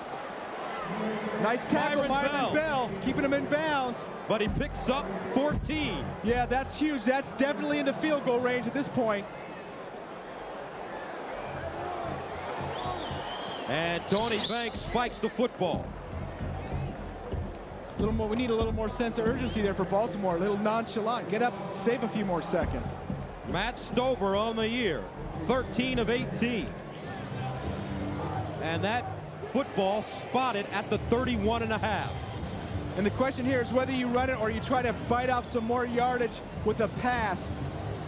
And they have run that slant route now to Qadri Ismail 3 times in a row. Rodney Heath, a great call here would be to run the slant go. I guarantee you he'd bite on that slant and Ismail would run right by him. It's a gutsy call, but you got a couple downs. Brian Billick is a gutsy coach. And flags all on the field. And I don't think the Ravens were set. No, there are 3 guys moving in motion at the same time. That's what the referees in the call. And that's unbelievable. That's going to put you in questionable field goal range.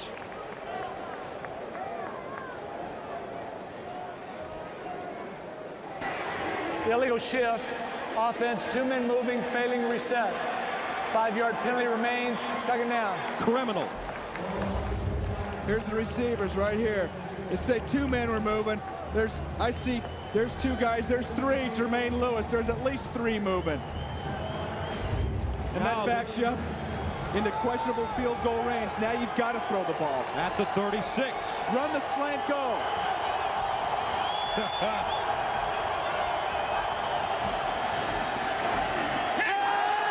Complete. Oh, Rodney Heath had it. And free sailing in front of him. He couldn't hold on. And that's why you got to run the slant go, because they've run the slant 3 times in a row, coming back for the 4th time, and that is 6 points going the other way. Watch Rodney Heath. That game's over right there. And Brian Billick with the body English. And you don't think they jumped on that slant, and that's why you say slant go. They would have been all over it. Would have been nobody home. 11 seconds remaining. 3rd and 15. Banks breaks out of the pocket. Throws on the run. Caught on the sideline and out of bounds. Aaron Pierce, great individual effort by Tony Banks. And he's down. And that was a heck of an individual effort by Tony Banks to break out of the pressure, not get sacked. They would have definitely been out of field goal range. Gets rid of the ball, bites off a few more yards. Aaron Pierce making a nice grab and getting out of bounds. They're just hauling Tony Banks off the field. And he's not going to even see how this game ends here. Or he might have to come back in. Matt Stover was making these in pregame warm-ups. A 50-yarder. He's 1 of 4 on the season, and the official steps in.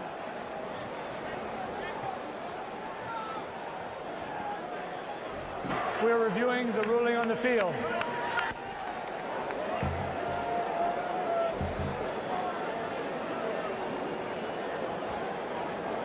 And they are reviewing whether Pierce caught the ball in bounds.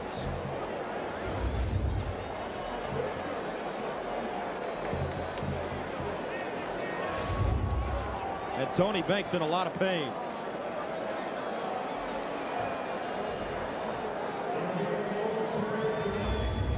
And here's the end of the play. And it looks like Aaron Pierce takes a step back with his foot. The official right on the ball is marking it right there. And we've talked a couple times here today, it's got to be indisputable evidence to overrule the call on the field. And I don't see anything from that replay angle. In the meantime, Tony Banks crushed on the ankle. And gets his ankle rolled up on. And if Matt Stover doesn't make this field goal, you wonder, can Tony Banks come back in? Because we're going to go to overtime.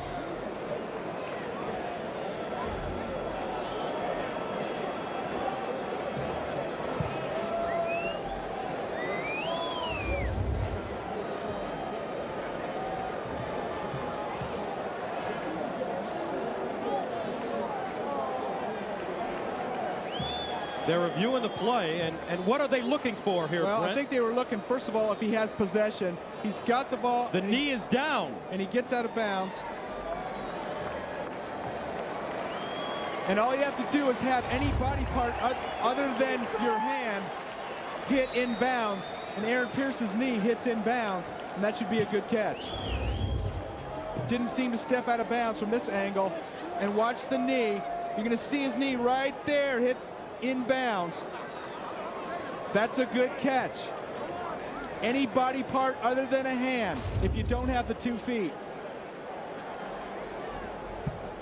After reviewing the play, the ruling on the field stands. Completed catch, 2 feet in bounds at the sideline. Completed catch, 4th down. Now he said 2 feet, but it was just a knee, but just as good as 2 feet. So Stover, a lot of pressure on him. His career long 55. This is a 50-yarder. He is 1 for 4 from 50 and out on the season. Richardson the holder.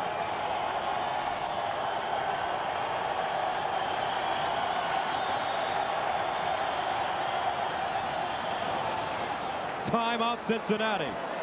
They want to freeze him out a bit.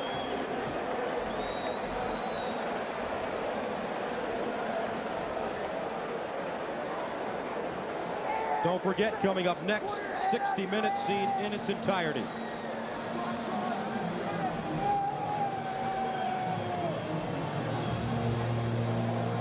And Brian Billick, a smirk. This is how you earn your money. If you're a kicker, you come into these kinds of situations and you're expected to come through. Little icing time.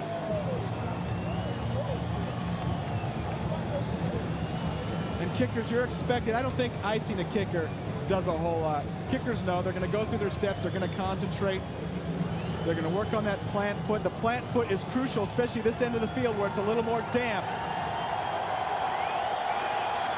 You don't want to slip.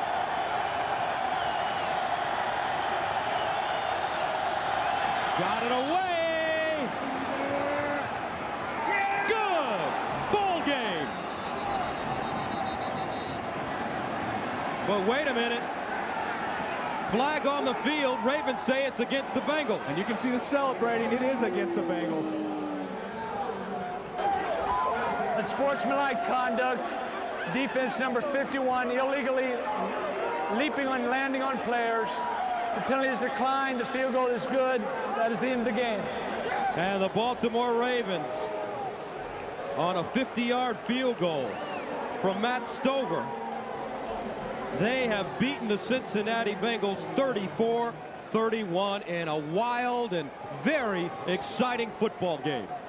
What a huge kick by Matt Stover. And that's what you dream about, being a kicker. Game on the line, 50-yarder.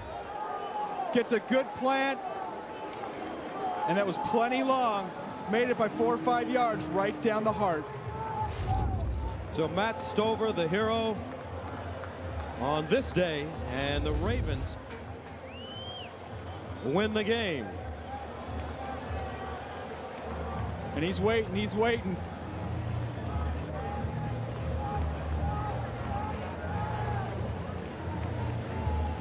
So the Ravens, after losing 4 games by 3 points, they finally win a game by 3.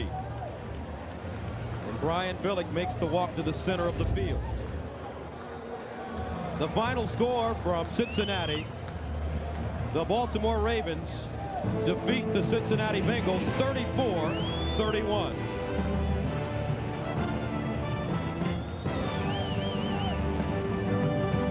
You've been watching the NFL on CBS.